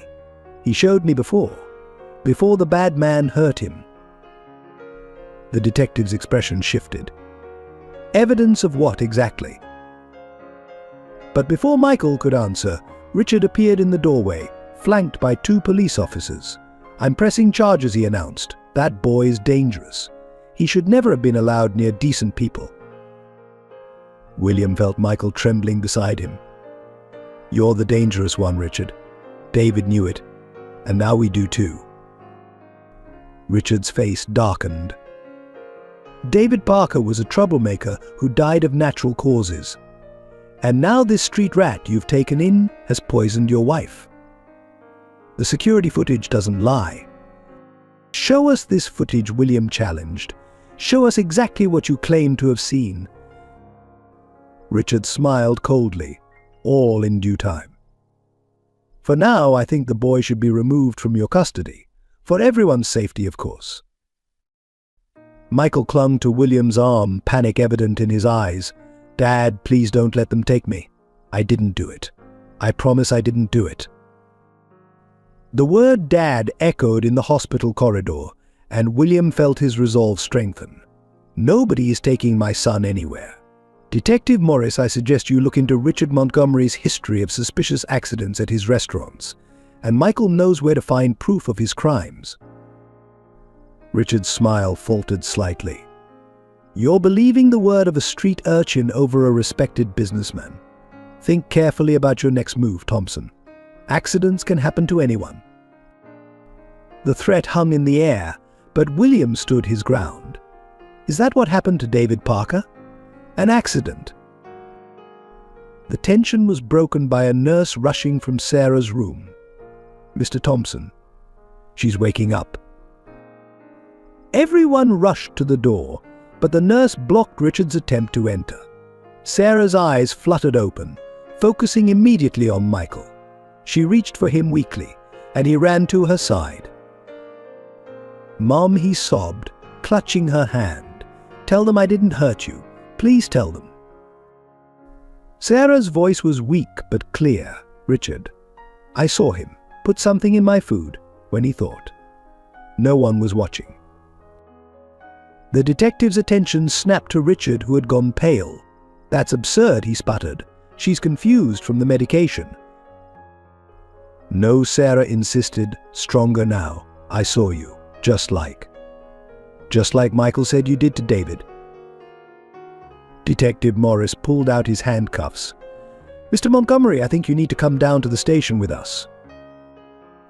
As the police led Richard away, his mask of civility cracked completely. "You'll regret this," he shouted. "All of you. That street rat has ruined everything." Michael buried his face in Sarah's shoulder, his small body shaking with relief. William wrapped his arms around both of them, his family united against the storm that had threatened to tear them apart. Despite Richard's arrest, the shadow of suspicion lingered over Michael like a dark cloud. The community, once charmed by the Thompsons' act of charity in adopting a street child, now viewed their decision with skepticism and barely concealed judgment. At the private school where Michael had recently enrolled, parents began pulling their children from classes he attended. The whispers followed him through hallways. His kind always brings trouble, and the Thompsons should have known better. Teachers who had praised his quick mind and eagerness to learn now watched him with wary eyes, as if expecting him to suddenly reveal some hidden criminal nature. The country club where the Thompsons were longtime members sent a carefully worded letter suggesting they take a break from bringing Michael to social events. Some members have expressed concerns, the manager explained uncomfortably when William confronted him. "We have to consider everyone's comfort." Even their neighbors, who had initially brought welcome baskets and offered friendly greetings, now hurried inside when they saw Michael approaching. One afternoon, he found their previously friendly golden retriever had been moved to a backyard where it couldn't greet him through the fence anymore. Sarah, still recovering at home, watched helplessly as the community's rejection wounded her son. "They're afraid of what they don't understand," she tried to explain, holding him as he cried after another birthday party invitation was mysteriously rescinded. "But I didn't do anything wrong," Michael whispered, his voice breaking. "I just wanted to belong." The local newspaper ran a series of editorials about the risks of adopting children from troubled backgrounds. Though they never named Michael directly, the implications were clear. Letters to the editor expressed concern about the changing character of their formerly peaceful town. William's colleagues at the investment firm began questioning his judgment. "If you couldn't see the danger in taking in a street kid," one partner suggested, "maybe we should review your client portfolio." The implied threat to his career was clear. The breaking point came during a school fundraiser. Michael had worked tirelessly on his science project, creating a detailed study of urban poverty's effects on children's education. As he stood beside his display, proud of his research, a group of parents approached the principal. "This topic is inappropriate," one mother declared loudly. "He's glorifying homelessness, making our children feel guilty. This isn't the kind of social activism we need in our school." The principal, instead of defending Michael's work, asked him to remove the display. When Sarah arrived to pick him up, she found him sitting alone in the hallway, his carefully crafted project dismantled, tears silently streaming down his face. That evening, the Thompsons held a family meeting. "We could move," William suggested, "start fresh somewhere else." But Michael straightened his shoulders, showing a strength that amazed them both. "Mr. David always said running away lets the wrong people win. We have to stay and fight." Sarah and William exchanged proud glances. Their son, despite everything, refused to be broken by prejudice. They decided to fight back through action. Sarah used her nursing connections to organize a symposium on childhood homelessness, featuring experts and survivors. William leveraged his business contacts to create a scholarship fund for disadvantaged youth, naming it in David's memory. Michael, showing remarkable courage, asked to speak at a school assembly about his experiences. Standing before his peers and their parents, his voice clear and strong, he shared his story not just of hardship, but of hope and the transformative power of love. "You see me as different," he told the silent auditorium. "But I'm just a kid who lost his mum, who was hungry and scared, until someone cared enough to help. Mr. David taught me that kindness isn't weakness. My new mum and dad showed me that family isn't about where you come from, but who stands beside you when others walk away." Slowly, attitudes began to shift. Some parents approached the Thompsons after the assembly, shamefaced, offering apologies. Children, less burdened by prejudice than their parents, began inviting Michael to play again. The change wasn't universal or immediate, but it was real. For every person who still crossed the street to avoid Michael, another would deliberately stop to chat. For every invitation withdrawn, a new one would appear from unexpected sources. The winter night Sarah's condition suddenly deteriorated would forever be etched in the Thompson family's memory. The emergency room erupted into chaos as monitors screamed their warning, her body reacting violently to the lingering toxins in her system. Code blue. Room 204, the announcement echoed through the sterile corridors as medical staff rushed past William and Michael, who stood frozen in the doorway. They watched helplessly as doctors surrounded Sarah's bed, their urgent voices mixing with the harsh beeping of machines. "Her organs are failing," one doctor shouted. "We need to act now." The medical team worked with practiced efficiency, but the gravity in their expressions told its own story. Sarah's face had taken on a ghostly pallor, her breathing becoming increasingly labored. Michael clung to William's hand, his small fingers ice-cold with fear. "Dad," he whispered, "is Mum going to die like my first mom did?" The raw pain in his voice cut through William's heart like a knife. "No," William answered firmly, though his own voice trembled. "She's stronger than the poison. She has to be." He pulled Michael closer, both of them drawing strength from each other as they watched the medical team fight for Sarah's life. Dr. Reynolds emerged from the crowd around Sarah's bed, her face grave. "Mr. Thompson, we need to move her to intensive care immediately. The toxin is attacking her liver and kidneys more aggressively than we initially thought." As they wheeled Sarah away, Michael broke free from William's grasp, running alongside the gurney. "Mummy," cried out, "please wake up. You promised we'd be a family." A nurse gently caught him as the doors to the ICU swung closed, leaving them standing in the empty corridor. Hours passed in agonizing slowness. William and Michael took up residence in the ICU waiting room, neither willing to leave even as exhaustion set in. Michael refused food, his eyes fixed on the doors behind which Sarah fought for her life. Mr. David would know what to do, Michael mumbled, more to himself than to William. He always knew how to make things better. William felt tears prick his eyes at the mention of David. If only the kind-hearted kitchen worker had lived to testify against Richard, perhaps none of this would have happened. The weight of multiple tragedies pressed down on them both. Late into the night, Dr. Reynolds appeared again, looking exhausted but determined. "We've stabilized her for now," she announced, "but the next 24 hours are critical." The toxin Richard used. "It's unlike anything we've seen before." Michael's head snapped up at the mention of Richard's name.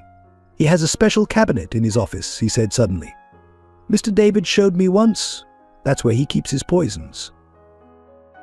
William immediately pulled out his phone, calling Detective Morris with this new information.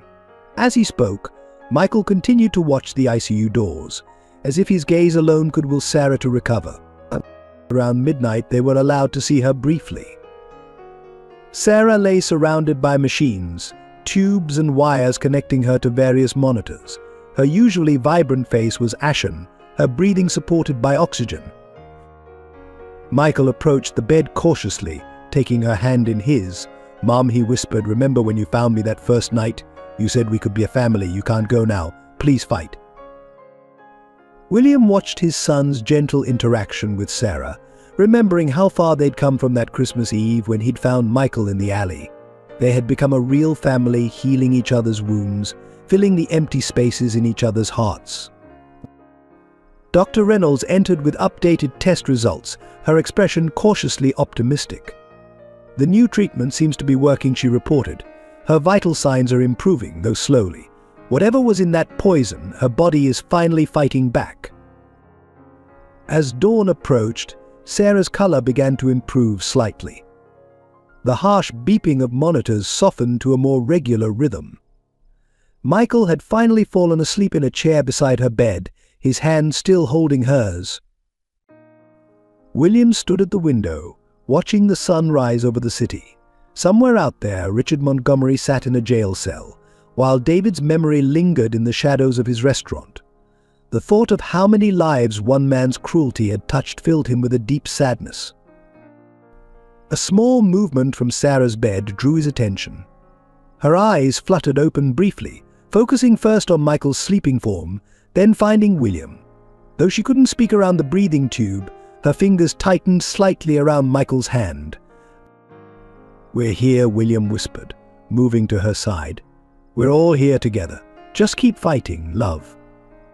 From his jail cell, Richard Montgomery orchestrated a calculated campaign to destroy the evidence against him and shift blame to Michael. Through his high-priced lawyer, he began spinning a web of lies that threatened to unravel the Thompson family's unity. "My client has security footage," his attorney announced to the press, showing the boy entering the kitchen multiple times before Mrs. Thompson's unfortunate incident.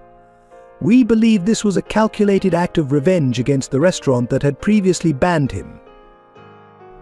The security tapes had been carefully edited, showing only selective moments of Michael near the kitchen, cutting out the context of David helping him. Richard had spent years perfecting the art of manipulating evidence, and now he deployed every trick he knew. Furthermore, the lawyer continued, "We have witness statements from restaurant staff confirming the boy's unstable behavior and history of threatening Mr. Montgomery." The statements came from employees who had been pressured or bribed, their testimonies rehearsed to paint Michael in the worst possible light. Detective Morris sat in his office, reviewing the mounting pile of evidence with growing frustration.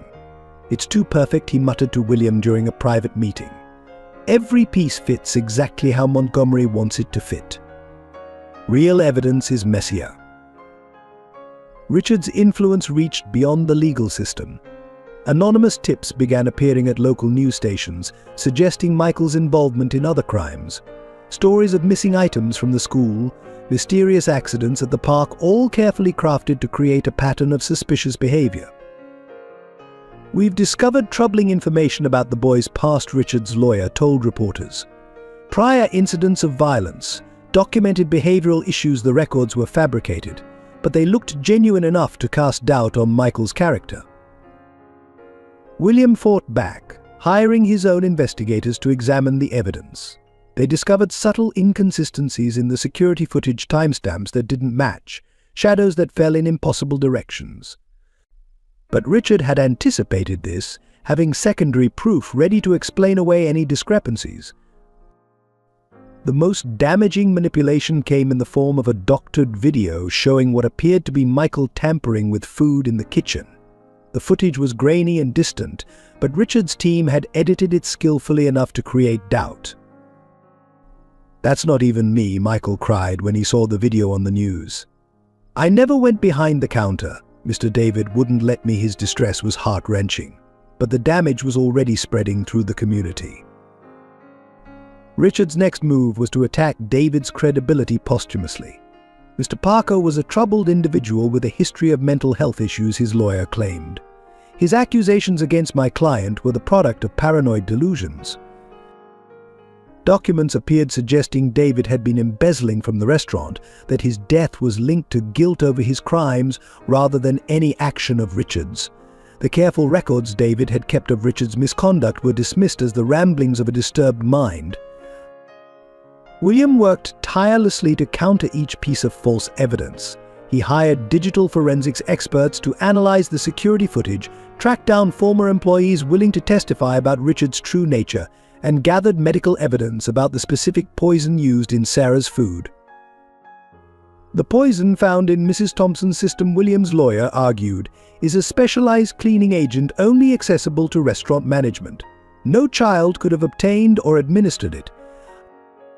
But Richard had an answer for everything. His team produced records showing the cleaning supplies were stored in an unlocked cabinet, accessible to anyone who entered the kitchen. They even suggested Michael might have learned about poisons during his time on the streets. The manipulation reached its peak when Richard's team attempted to discredit Sarah's own testimony. Mrs. Thompson was heavily medicated, his lawyer claimed. "Her recollection of seeing my client tamper with food is clearly a drug-induced hallucination." Through it all, Michael maintained his innocence with a quiet dignity that impressed even Detective Morris. "Truth doesn't need that many props," the boy said simply, remembering David's words about honesty standing on its own.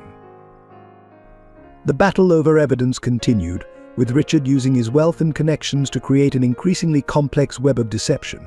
But like all carefully constructed lies, it had weak points, small inconsistencies that would eventually lead to its unraveling. With Sarah still in critical condition and Richard's manipulated evidence mounting, Michael took matters into his own hands. Late one night, while William dozed in the hospital waiting room, the boy slipped away, determined to find the proof he knew existed.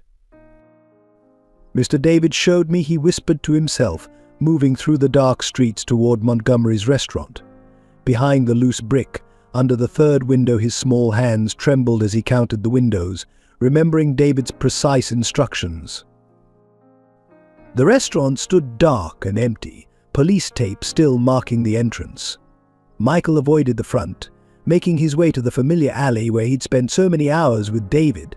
The dumpster that had once been his shelter now served as cover as he examined the wall. 1, 2, 3 bricks up, he counted softly, feeling each brick until one moved slightly. His heart pounding, he worked it free, reaching into the dark cavity behind. His fingers touched something, a waterproof envelope, exactly where David had said it would be. But as he pulled it out, a security light suddenly flooded the alley. "Hey," a guard shouted. "Stop right there." Michael clutched the envelope and ran, his feet remembering every escape route from his months on the streets. He could hear the guard radioing for backup, but he had the advantage of knowing every hidden passage in the area. Ducking through a narrow gap between buildings, he emerged onto a side street, his lungs burning. He didn't stop running until he reached the hospital, sneaking back in through the emergency entrance. William was awake and frantic. "Michael. Where were you? I've been searching everywhere." Instead of answering, Michael held out the envelope with shaking hands. "Mr. David left proof," he gasped. He knew Richard might try to hurt someone else. Together, they opened the envelope. Inside were photographs, receipts, and a detailed journal documenting Richard's activities. David had meticulously recorded dates, times, and witnesses to various incidents at the restaurant. Most damning was a series of photographs showing Richard adding substances to food preparations, along with receipts for industrial cleaning chemicals not approved for restaurant use. David had even included samples of the substances in sealed vials, carefully labeled with dates and descriptions. "Look," Michael pointed to a specific entry. "The day before he died, Mr. David wrote about seeing Richard mix something into the cleaning supplies. He knew Richard was planning something bad." William immediately called Detective Morris, who arrived within minutes. The detective's eyes widened as he examined the evidence. "This is what we needed," he said. "David Parker was building a case against Montgomery all along." But their triumph was short-lived. As they studied the documents, an urgent announcement came over the hospital intercom. "Code blue, ICU room 204, Sarah's room." Michael's face went pale. "Mom," he ran toward the ICU, the precious evidence forgotten in his desperate need to reach Sarah. They found doctors working frantically to stabilize her condition. "Her system is fighting the remaining toxins," Dr. Reynolds explained. "The next few hours are crucial." Michael pressed his face against the ICU window, watching the medical team work. "Please," he whispered. "Please don't let Richard win. We need you, Mum." Through his tears, he began talking, telling Sarah about finding David's evidence, about proving his innocence. "You believed in me when nobody else did," he said. "Just like Mr. David believed in me. Please don't leave us." The monitors slowly stabilized, Sarah's vital signs returning to safer levels. Dr. Reynolds emerged, looking cautiously optimistic. "She's fighting back," she said. "Whatever was in that evidence might help us understand exactly what we're dealing with." Detective Morris had already sent the samples to the police lab for rush analysis. "If we can match these to the substances in Sarah's system," he explained, "it's over for Montgomery. No amount of manipulated evidence can counter this." Michael stayed by Sarah's window, his small hand pressed against the glass. Behind him, William and Detective Morris discussed next steps, but he focused only on his mother's face, watching for any sign of improvement. "Mr. David knew the truth would come out," he said quietly. "He taught me that good people have to be brave, even when it's scary. I had to be brave for you, Mum, just like you were brave for me." Armed with David's evidence, William launched his own investigation into Richard Montgomery's past. He hired private investigators, reached out to former employees, and began piecing together a pattern of suspicious incidents stretching back decades. 3 restaurants before this one, William told Detective Morris, spreading documents across the hospital waiting room table. All mysteriously burned down after insurance policies were increased, and at each one there were reports of employees or customers getting mysteriously ill. The investigators uncovered a trail of former workers who had tried to speak out against Richard, only to find themselves discredited or worse. Some had lost their homes in suspicious fires, others had been arrested on fabricated charges. The pattern was clear: Richard silenced anyone who threatened his carefully constructed facade. "Look at this," William pointed to a newspaper clipping from 15 years ago. A health inspector who flagged violations at Richard's first restaurant died in a car accident the next day. The investigation was closed suspiciously quickly. Working through his business connections, William discovered Richard had ties to less reputable companies that supplied industrial chemicals. Bank records showed regular payments to shell companies that, when traced, led back to manufacturers of cleaning supplies not approved for restaurant use. He's been systematically poisoning people for years, William realized. Anyone who threatened his position or questioned his methods. David must have figured it out and started collecting evidence. Former employees, protected by William's lawyers, began coming forward. They spoke of strange practices in the kitchen, of Richard's obsession with controlling every aspect of the restaurant's operation, of workers who disappeared after raising concerns. He made us sign unusual confidentiality agreements, one former chef revealed. And he had this special cabinet in his office, only he had the key. We were never allowed near it, even during health inspections. William's investigation led him to Richard's childhood, revealing a disturbing pattern that had started early. School records showed incidents of other children becoming ill after accepting food from young Richard. The pattern of using food as a weapon had begun long before his restaurant career. "There's more," Detective Morris added, bringing new files. "We found connections between Montgomery and several unsolved poisoning cases in other cities. He moved around a lot before settling here, always one step ahead of suspicion." The most damning evidence came from Richard's personal computer, seized during his arrest. Hidden folders contained detailed records of his victims' dates, substances used, effects observed. It was a clinical catalogue of cruelty that made even seasoned investigators pause. He documented everything William said, reviewing the files, like he was proud of it. And David discovered these records somehow.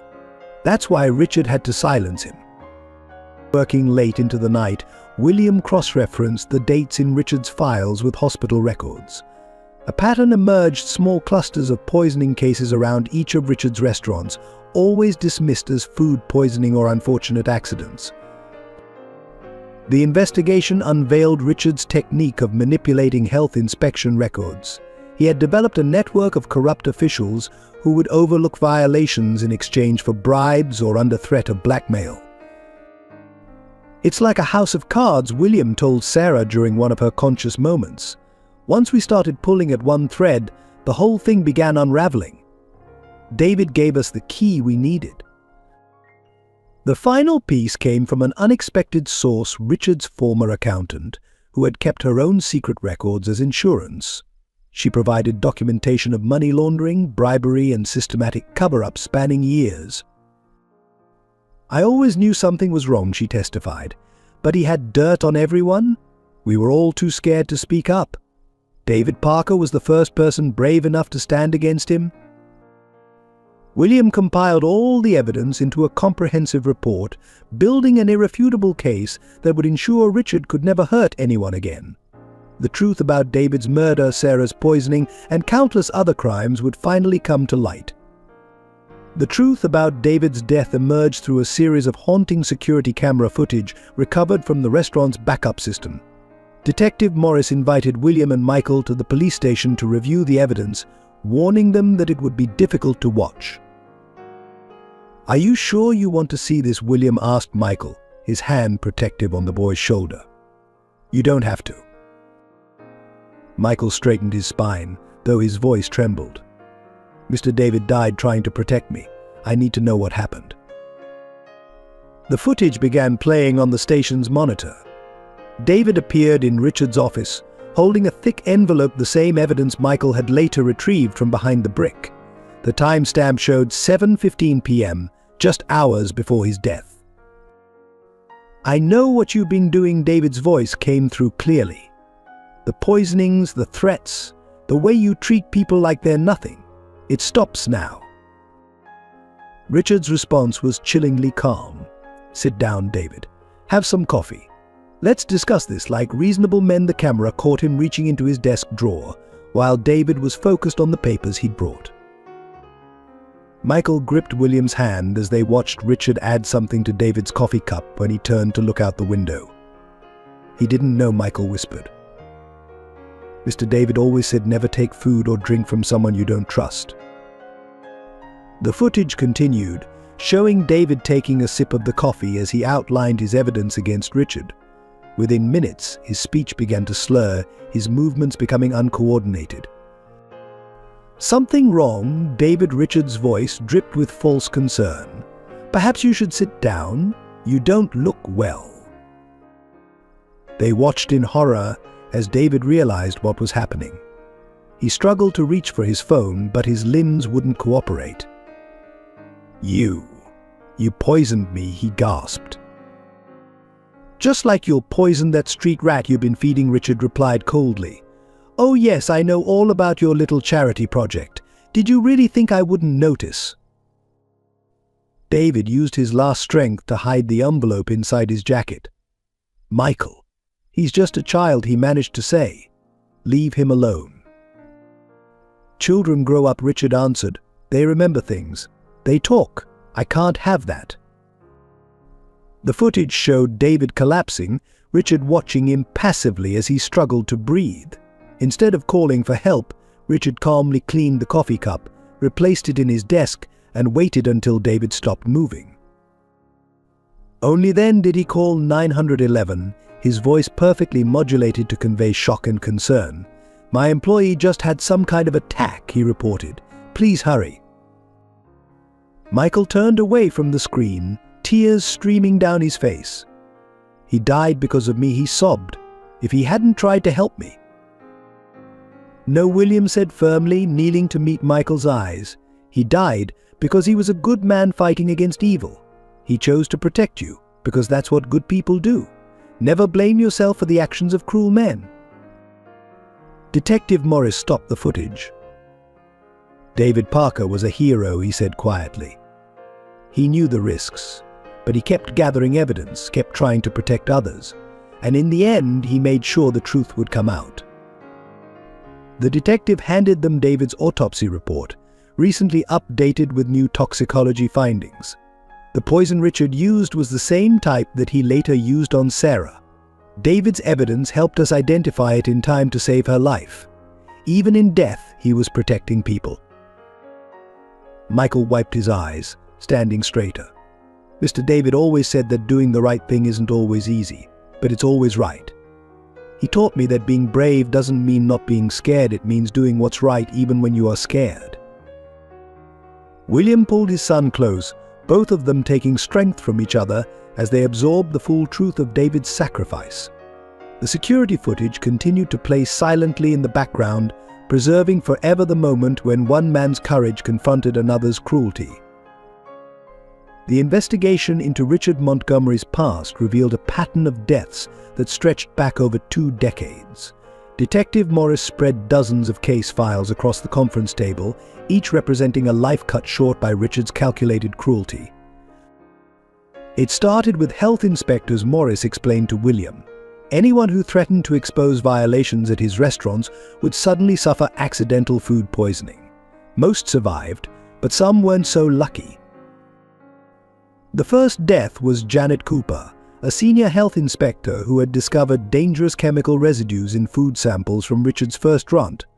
She died of apparent heart failure the day before she was scheduled to present her findings. The case was quickly closed, but David's evidence had reopened it. Look at this pattern, William pointed to a timeline they'd constructed. Every time someone got too close to the truth, they either died or disappeared. Richard didn't just kill people, he destroyed their reputations first.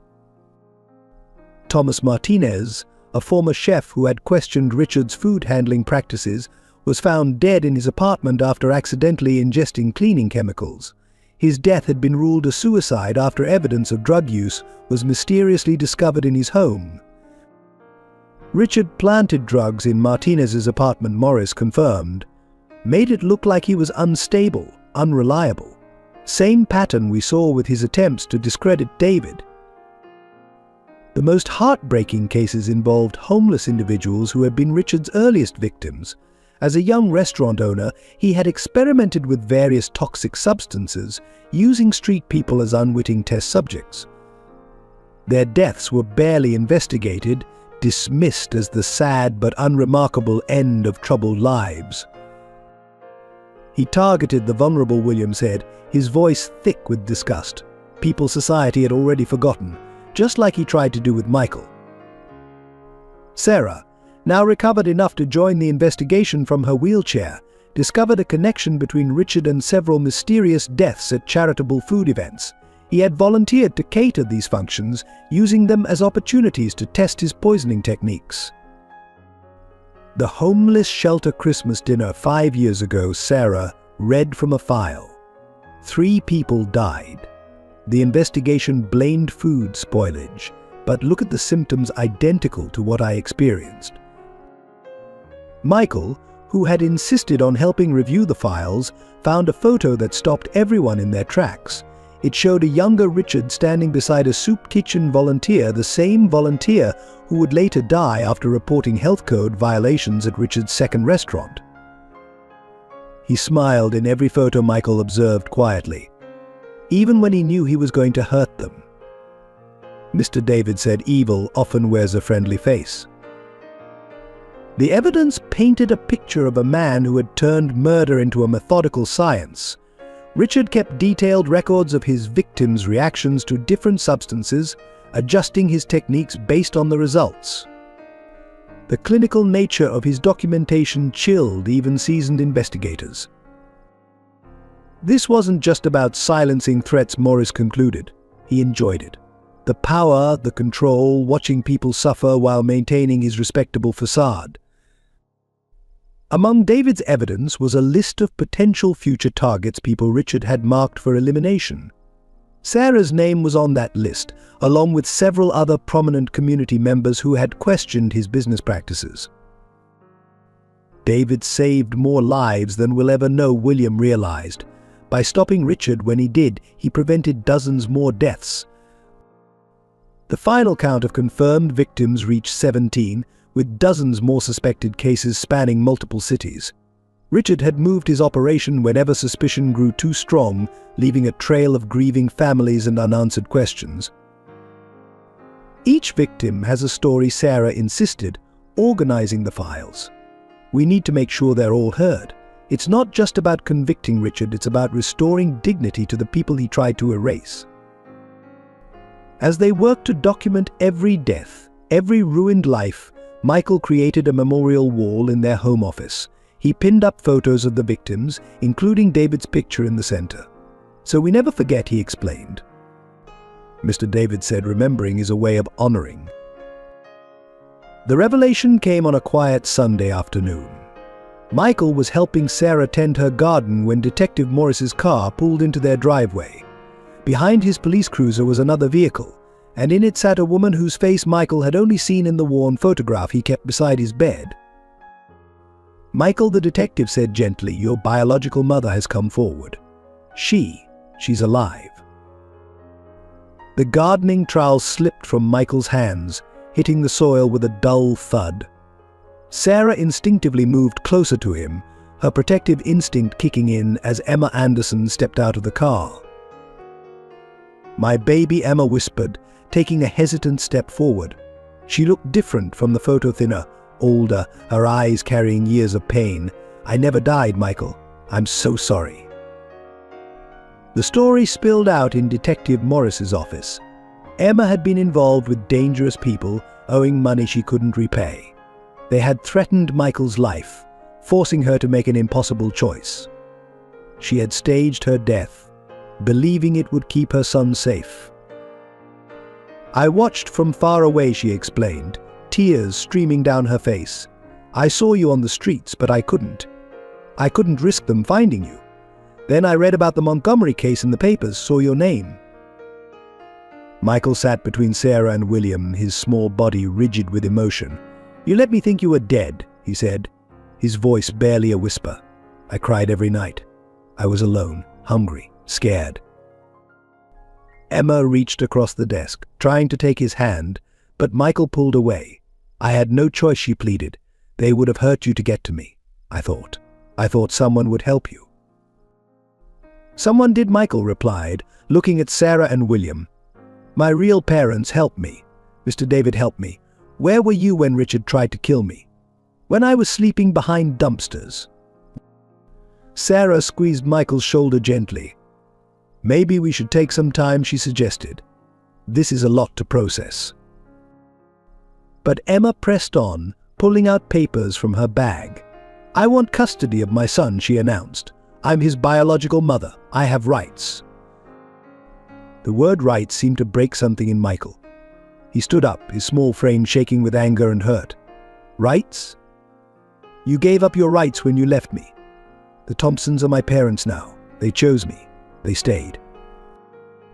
William stepped forward. "Mrs. Anderson, Michael has been through enough trauma. Whatever your intentions were, he's found stability and love with us. We're in the middle of legally adopting him." "He's my son," Emma cried, her voice rising. "I gave birth to him. You can't just take him away." "You took yourself away," Michael said quietly, with a maturity that made the room fall silent. "Mum and Dad," he looked at the Thompsons, "they taught me that being a parent means being there, no matter what. It means putting your child first. You didn't do that." Detective Morris intervened, suggesting they all take time to consider what was best for Michael. But as they left his office, Emma made one last attempt. "I can explain everything," she called after Michael. "If you'll just listen." Michael turned back, his eyes filled with tears but his voice steady. "I used to dream about this," he said, "about you coming back. But I'm not that lonely little boy anymore. I have a family now. A real one."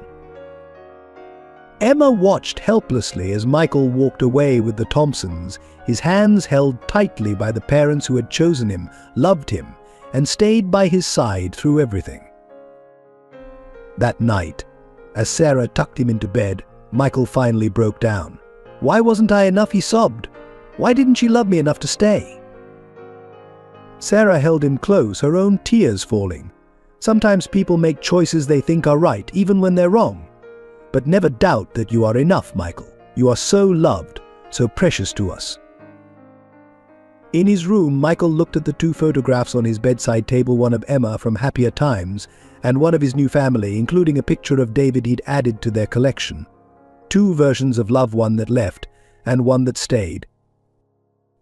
The hospital corridor echoed with urgent footsteps as Sarah's condition suddenly deteriorated.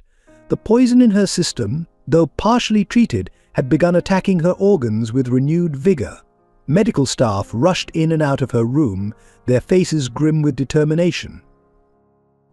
"Her kidneys are failing," Dr. Reynolds explained to William and Michael. "The toxin has caused severe damage to her internal organs. We need to make decisions quickly." Michael stood pressed against the observation window, his small hands leaving smudges on the glass as he watched the medical team work. The monitors surrounding Sarah beeped with increasing urgency, each sound a reminder of how precarious her condition had become. "She was getting better," Michael whispered, his voice breaking. "You said she was getting better." Dr. Reynolds knelt beside him, speaking gently but honestly. "Sometimes with poisoning there are unexpected complications. The toxin Richard used. It's complex, designed to cause lasting damage." William pulled Michael close as the boy began to tremble. "What are our options?" he asked, trying to keep his voice steady for his son's sake. "We need to put her on dialysis immediately," Dr. Reynolds replied. "And there's a specialized treatment available, but it's experimental. We need your consent, Mr. Thompson." Through the window they could see Sarah's face, pale and drawn, oxygen mask fogging with each labored breath. The strong, loving woman who had opened her heart to a homeless child now looked terrifyingly fragile. "Will it save her?" Michael asked, his eyes fixed on Sarah's face. "It's our best chance," Dr. Reynolds answered, "but there are risks. The treatment is intense and in her weakened state." William signed the consent forms with a shaking hand, while Michael pressed his forehead against the cool glass. "Please fight, Mom," he whispered. "We need you. I can't lose another mother." The treatment began immediately. Hours passed in agonizing slowness as they waited for any sign of improvement. Michael refused to leave, even to eat, maintaining his vigil at the window. He held David's photograph in his hands, as if drawing strength from the memory of his first protector. "Mr. David would know what to do," he said softly. "He always knew how to make things better." William squeezed his son's shoulder. "Sarah's strong, just like David was strong. She's fighting for us, Michael. We have to believe that." Around midnight, Sarah's vital signs began to fluctuate wildly. Alarms blared as her heart rate spiked, then plummeted. Medical staff rushed in, their movements urgent but coordinated. "Code Blue," the announcement echoed through the corridors, sending chills down Michael's spine. They watched helplessly as the medical team worked to stabilize her. Dr. Reynolds' voice carried through the door. "We're losing her. Push one more round of medication." Michael broke away from William, bursting into the room despite the nurse's attempts to stop him. He reached Sarah's bed, grabbing her hand. "Mom, please," he begged, tears streaming down his face. "You promised we'd be a family. You can't go like Mr. David did. Please stay with us." The monitors continued their frantic beeping, but something seemed to change. Sarah's fingers twitched slightly in Michael's grasp, and her heart rate began to stabilize. "That's it," Dr. Reynolds encouraged. "Keep fighting, Sarah. Your family needs you." Hours passed, and slowly, incrementally, Sarah's condition began to improve. The experimental treatment, combined perhaps with the strength of her son's love, seemed to be working. By dawn, she had stabilized enough for Michael to sit beside her bed, still holding her hand. William watched his son's unwavering devotion, seeing in him the same strength that had helped him survive on the streets. "She's going to make it," Michael said with quiet certainty. "Mr. David is watching over us. He wouldn't let Richard win again." Dr. Reynolds confirmed his faith later that morning. "The treatment is working," she announced. "Sarah's kidneys are showing signs of recovery. She's not out of danger yet, but she's fighting back." Michael laid his head on the edge of Sarah's bed, finally allowing exhaustion to overtake him. In his sleep, he kept his grip on her hand, as if his touch alone could anchor her to life. The breakthrough came when construction workers renovating Montgomery's restaurant discovered a hidden safe behind a false wall in Richard's office. Detective Morris arrived within minutes of the call, accompanied by William and a forensics team. "It was right here all along," William said, watching the technicians carefully open the aged metal door. "David must have known about it. That's why Richard was so desperate to silence him." Inside the safe, they found decades of meticulously documented crimes. Richard had kept detailed journals recording every poisoning, every threat, every life he had destroyed. The clinical precision of his notes revealed a calculating mind that took pride in its cruelty. "Look at this," Detective Morris held up a leather-bound notebook. He recorded recipes for his poisons, noting which combinations caused the most suffering while remaining hard to detect. He was perfecting his technique for years, but the evidence was damning. Photographs showed Richard tampering with food, adding substances to drinks, watching his victims from a distance. Each image was dated and annotated with disturbing attention to detail. He kept trophies, one investigator noted, pulling out a box of personal items taken from his victims. Among them was David's name tag, still stained with coffee from his final confrontation with Richard. William's hands shook as he examined a folder labeled "Targets." Inside were surveillance photos of Sarah, along with detailed plans for her poisoning. He'd been watching us for months, he realized. Ever since we took Michael in. The most shocking discovery was a series of videos Richard had recorded of his victims' final moments. David's death was among them, filmed from multiple angles, showing Richard's calm demeanor as he watched his poison take effect. "This is why David started gathering evidence," William said quietly.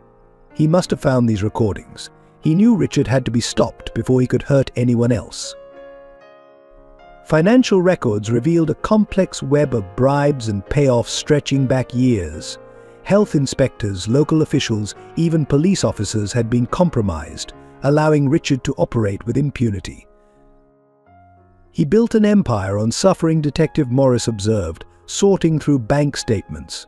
Used the money from his successful restaurants to silence anyone who might expose him.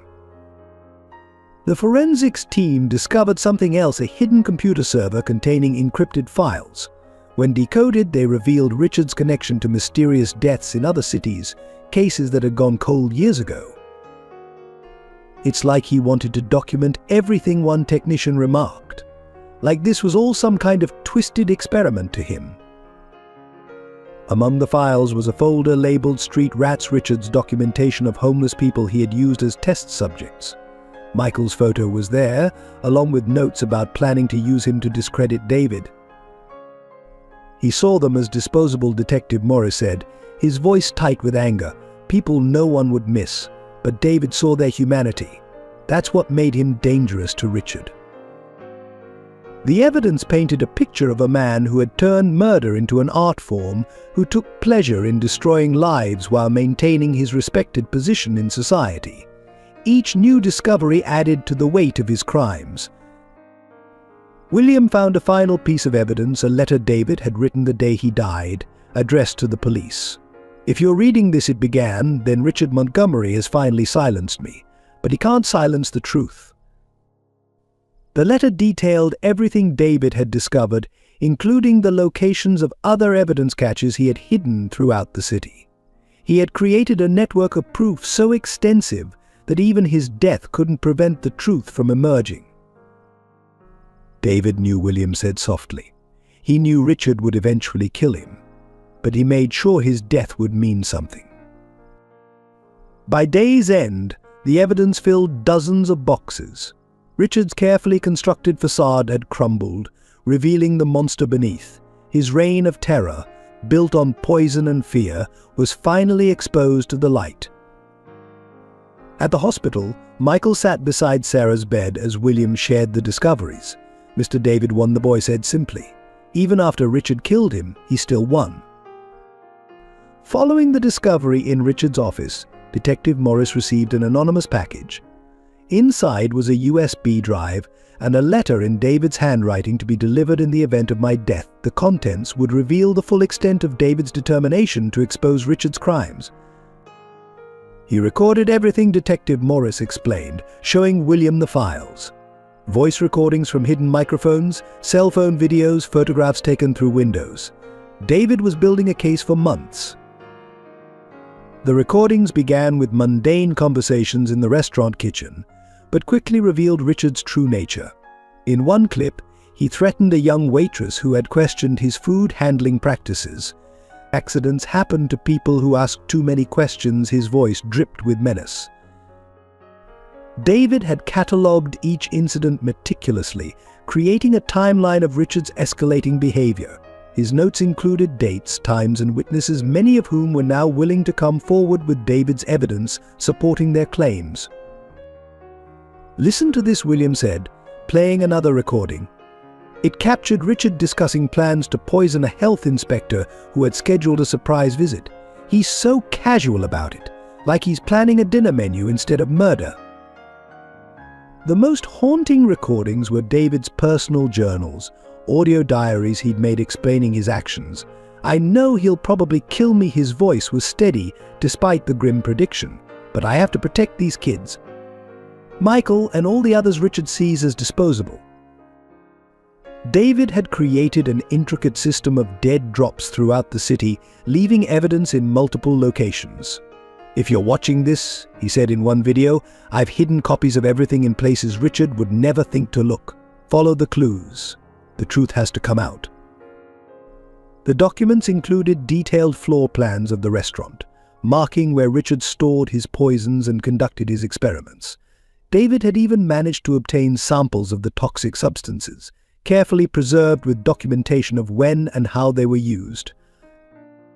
He wasn't just gathering evidence, Detective Morris noted. He was creating a fail-safe. Even if Richard destroyed some of the proof, there would always be more copies hidden away. Among the files were hundreds of photographs showing Richard tampering with food, meeting with corrupt officials, and disposing of evidence. David had risked his life to capture these images, often staying late after his shift or arriving hours early. One recording, dated the day before David's death, revealed his final message to Michael. "You're stronger than you know," kid. His voice was gentle. "Don't let the darkness in this world dim your light. There are good people out there who will help you, just like I tried to help." The evidence extended beyond Richard's current crimes. David had uncovered connections to suspicious deaths at Richard's previous restaurants, tracking down witnesses and documenting patterns that police had missed.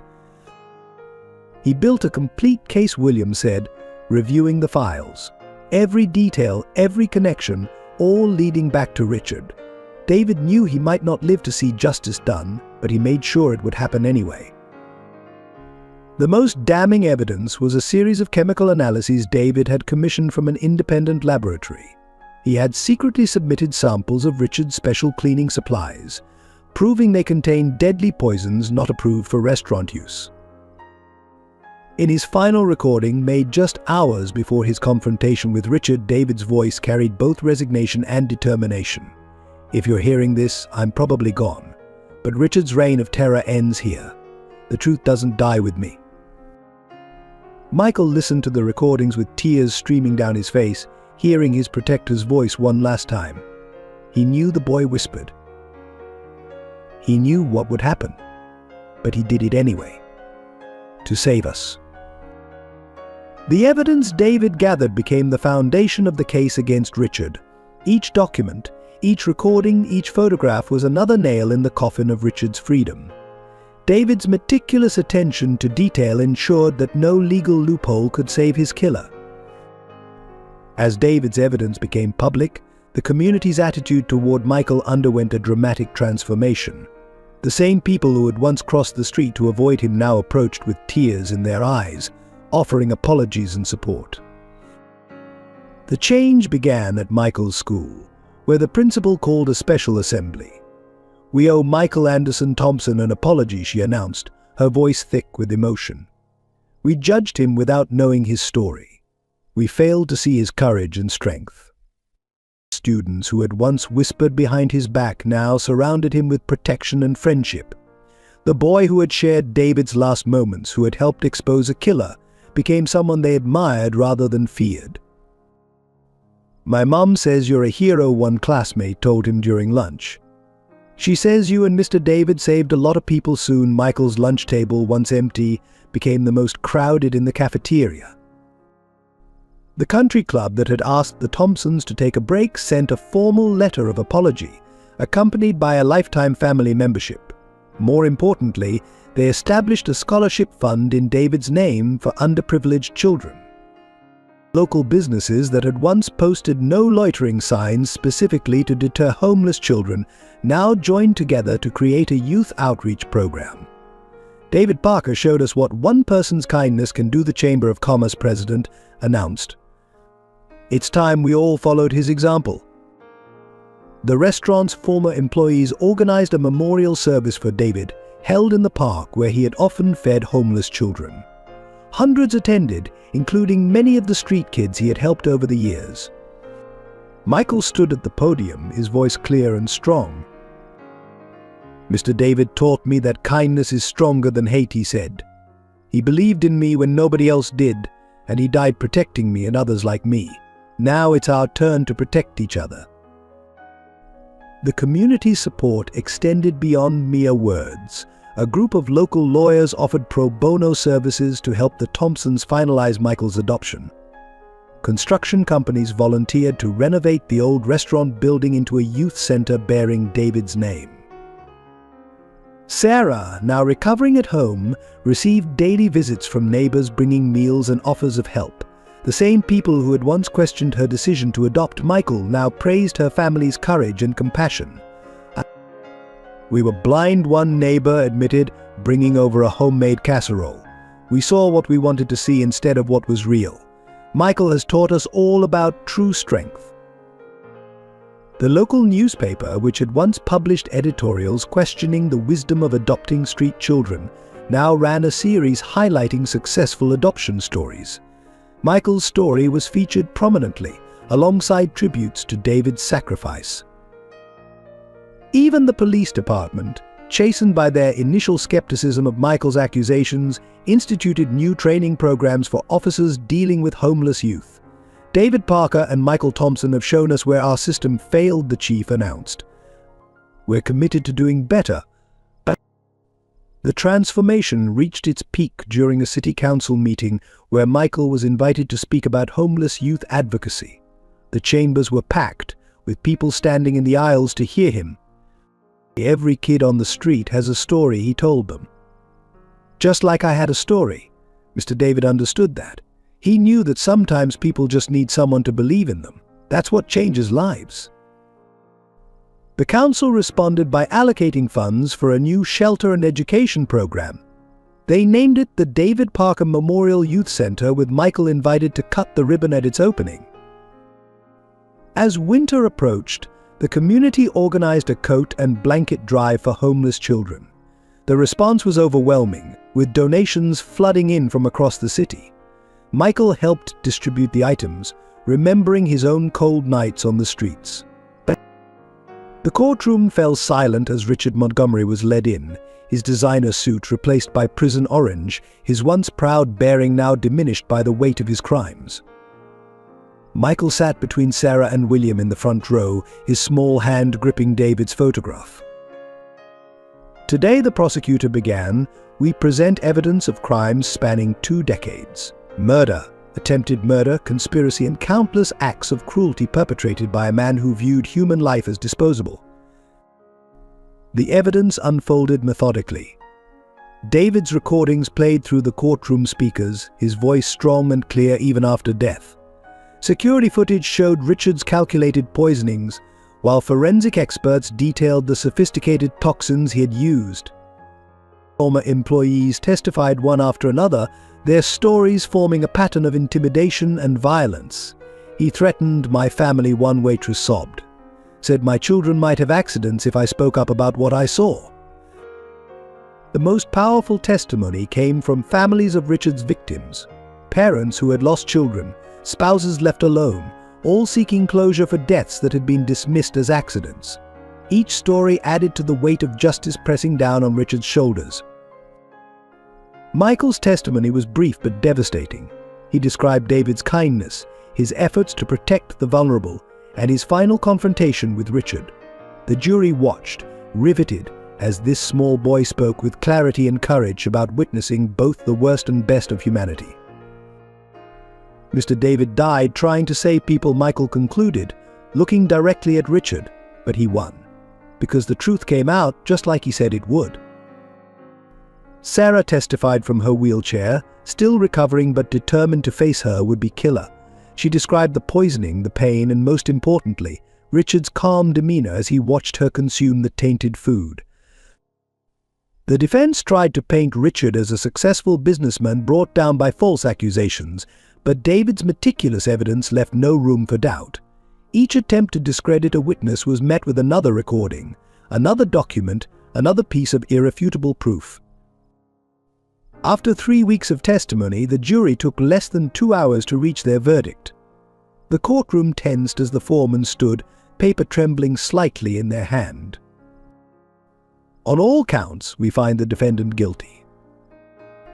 Richard's facade finally cracked, his face contorted with rage as he lunged toward Michael, screaming threats, but deputies quickly restrained him, dragging him away as he shouted promises of revenge.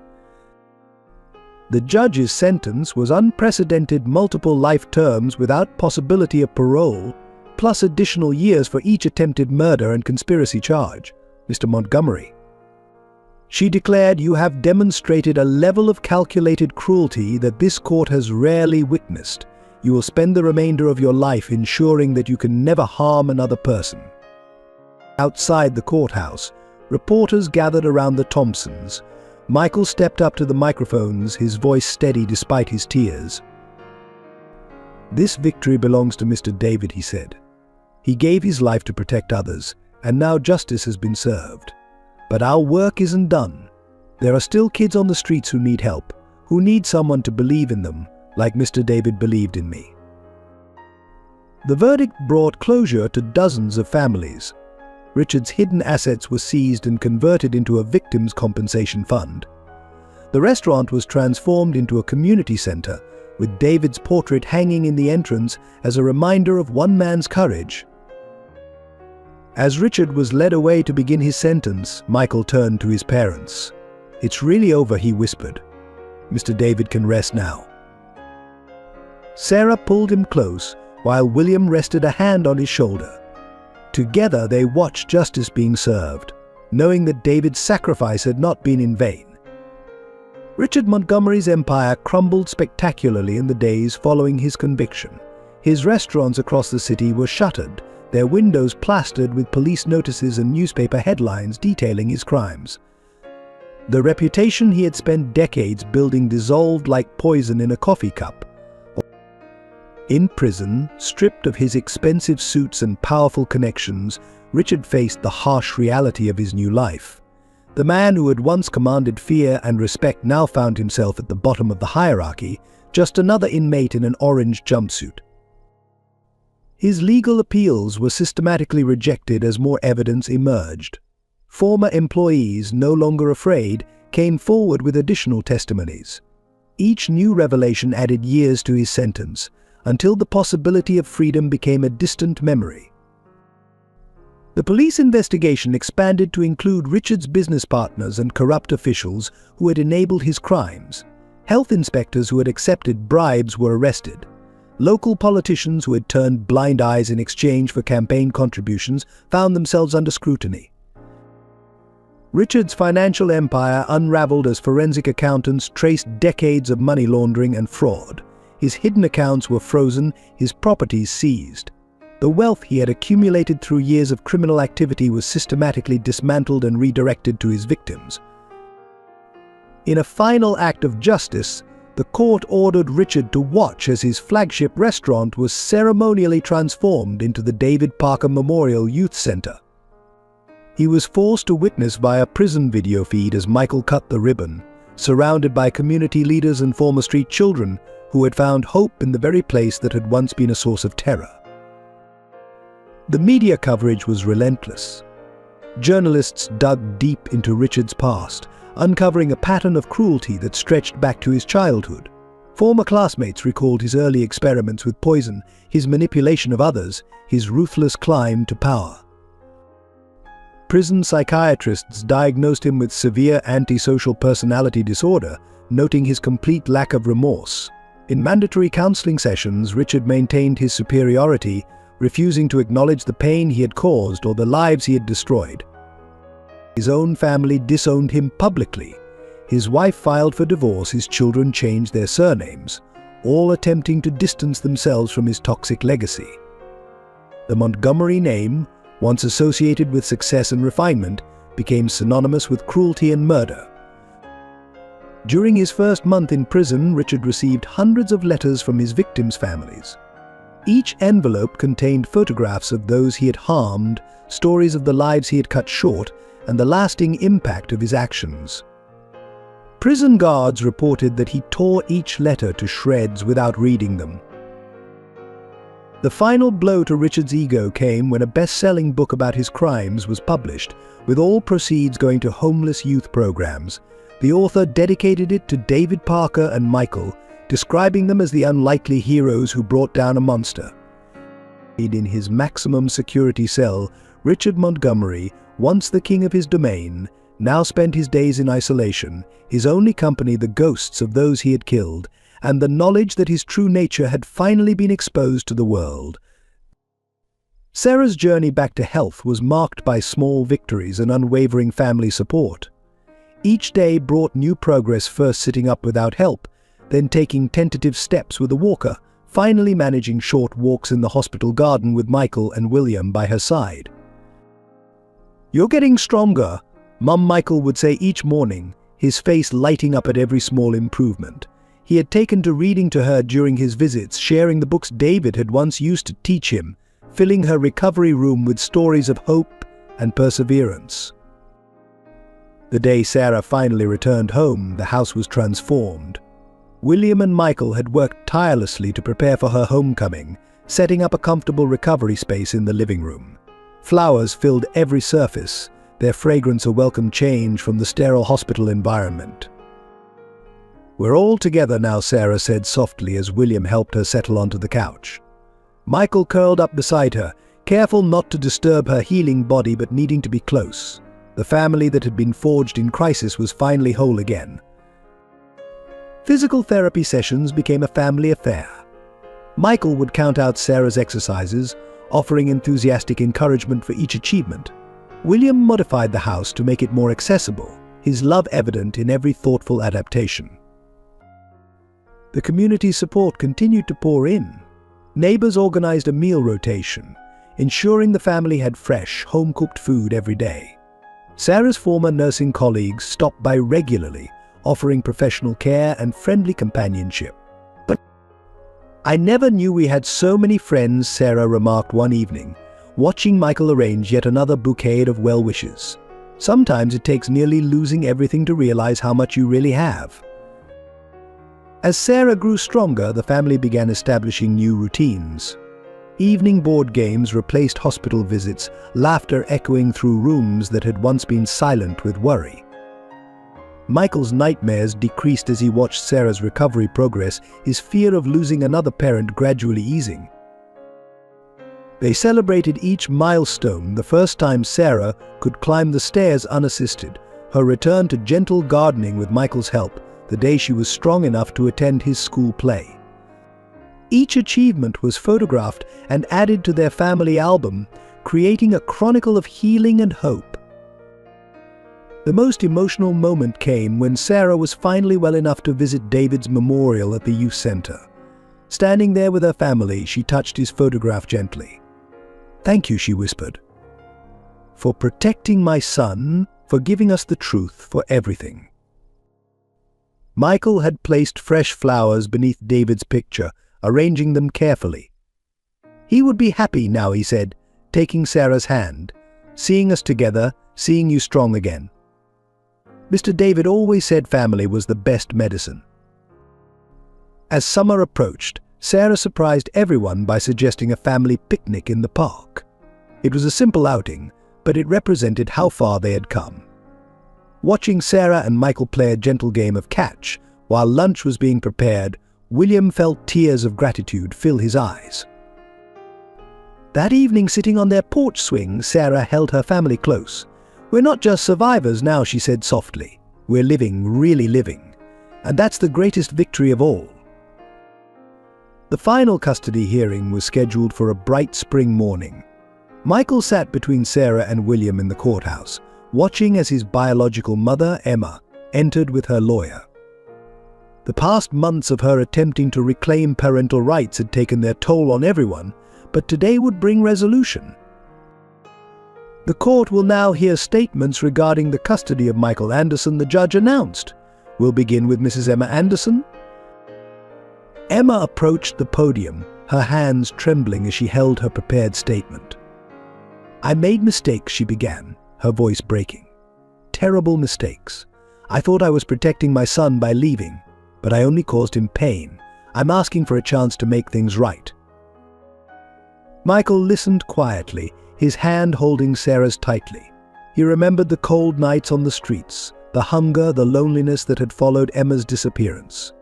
But he also remembered the warmth of finding a new family, the love that had healed those wounds. When it was his turn to speak, Michael stood tall, his voice clear and steady. "I used to dream about my mom coming back," he said, looking directly at Emma. "But when I needed someone most, the Thompsons found me. They chose me, loved me, stayed with me through everything." He turned to look at Sarah and William, his eyes filling with tears. "They're my parents now, not because they had to be, but because they wanted to be. They taught me what real family means. It's about who stays, who fights for you, who makes you feel safe." The judge listened intently as Michael continued. "Mr. David taught me that family isn't just about blood. It's about love and trust and being there no matter what. Sarah and William, Mom and Dad, they've been there. Through the nightmares, through Richard's threats, through everything." Emma began to cry softly as Michael spoke about his new life, his room filled with books, family game nights, the garden he and Sarah tended together, the carpentry projects he worked on with William. Each memory was a testament to the bonds that had formed, stronger than genetics. "I forgive you," Michael said to Emma, his voice gentle. "I understand you thought you were protecting me, but I have a family now, a real home. I want to stay with them." The judge's decision was swift and definitive. Full custody was granted to the Thompsons, with Emma granted limited visitation rights if Michael chose to accept them. The finality of the moment hung in the air as the gavel fell. Outside the courthouse, Emma approached Michael one last time. "I hope someday you'll understand," she whispered. "I do love you." Michael hugged her briefly, then stepped back to stand with Sarah and William. "I know you do," he replied, "but love isn't just about feelings. It's about choices. And I choose them." As they drove home, Michael sat in the back seat, watching his parents in the rearview mirror. "Can we stop by the youth center?" he asked suddenly. "I want to tell Mr. David about today." At David's memorial, Michael placed a fresh flower beneath the photograph. "I finally have the family you wanted for me," he said softly. "You were right, sometimes the best families are the ones we choose." That evening, as the family sat together at dinner, Michael looked around at the faces of his chosen parents, Sarah's gentle smile, William's proud eyes, and felt complete. The journey from street child to beloved son had been long and painful, but he was finally truly home. The David Parker Memorial Youth Center opened its doors on a crisp autumn morning, exactly 1 year after his death. The transformed restaurant building now stood as a beacon of hope, its walls painted with bright murals depicting scenes of children playing, learning, and growing together. Michael stood at the podium during the opening ceremony, his family proudly watching from the front row. The crowd gathered included community leaders, former street children, and many of the people whose lives David had touched. "Mr. David once told me that kindness never dies," Michael began, his voice carrying across the hushed gathering. "He said it grows like seeds planted in good soil. This center is those seeds growing into something beautiful." The facility had been designed with David's vision in mind. The former kitchen where he had secretly fed homeless children was now a fully equipped cafeteria serving 3 meals daily. The storage room where he had hidden Michael was transformed into a library filled with books and comfortable reading nooks. "No child will ever have to hide here," Sarah announced, cutting the ribbon. "This is a place of safety, of learning, of hope. Everything David fought for, everything he believed in, lives on in these walls." The center included dormitory-style rooms for emergency housing, classrooms for tutoring and education programs, and medical facilities staffed by volunteer doctors and nurses. Every detail had been carefully planned to provide the comprehensive support David had tried to offer single-handedly. William unveiled the central feature, a wall-sized photograph of David, smiling warmly, surrounded by quotes from the many people he had helped. "David Parker saw the best in everyone," the inscription read. "He taught us that one person's kindness can change countless lives." The first children arrived that afternoon, 3 siblings who had been living in their car. Michael helped show them around, remembering his own fear and uncertainty when David had first offered him help. "You're safe now," he told them, leading them to the cafeteria. "Just like Mr. David helped me, we're going to help you." As evening approached, the center hummed with activity. Volunteer teachers worked with children in the classrooms, social workers met with families in private counseling rooms, and the kitchen served hot meals to anyone who needed them. Sarah, now fully recovered, organized the medical clinic, ensuring that every child received proper health care. William managed the financial aspects, creating sustainable funding programs to keep David's legacy alive.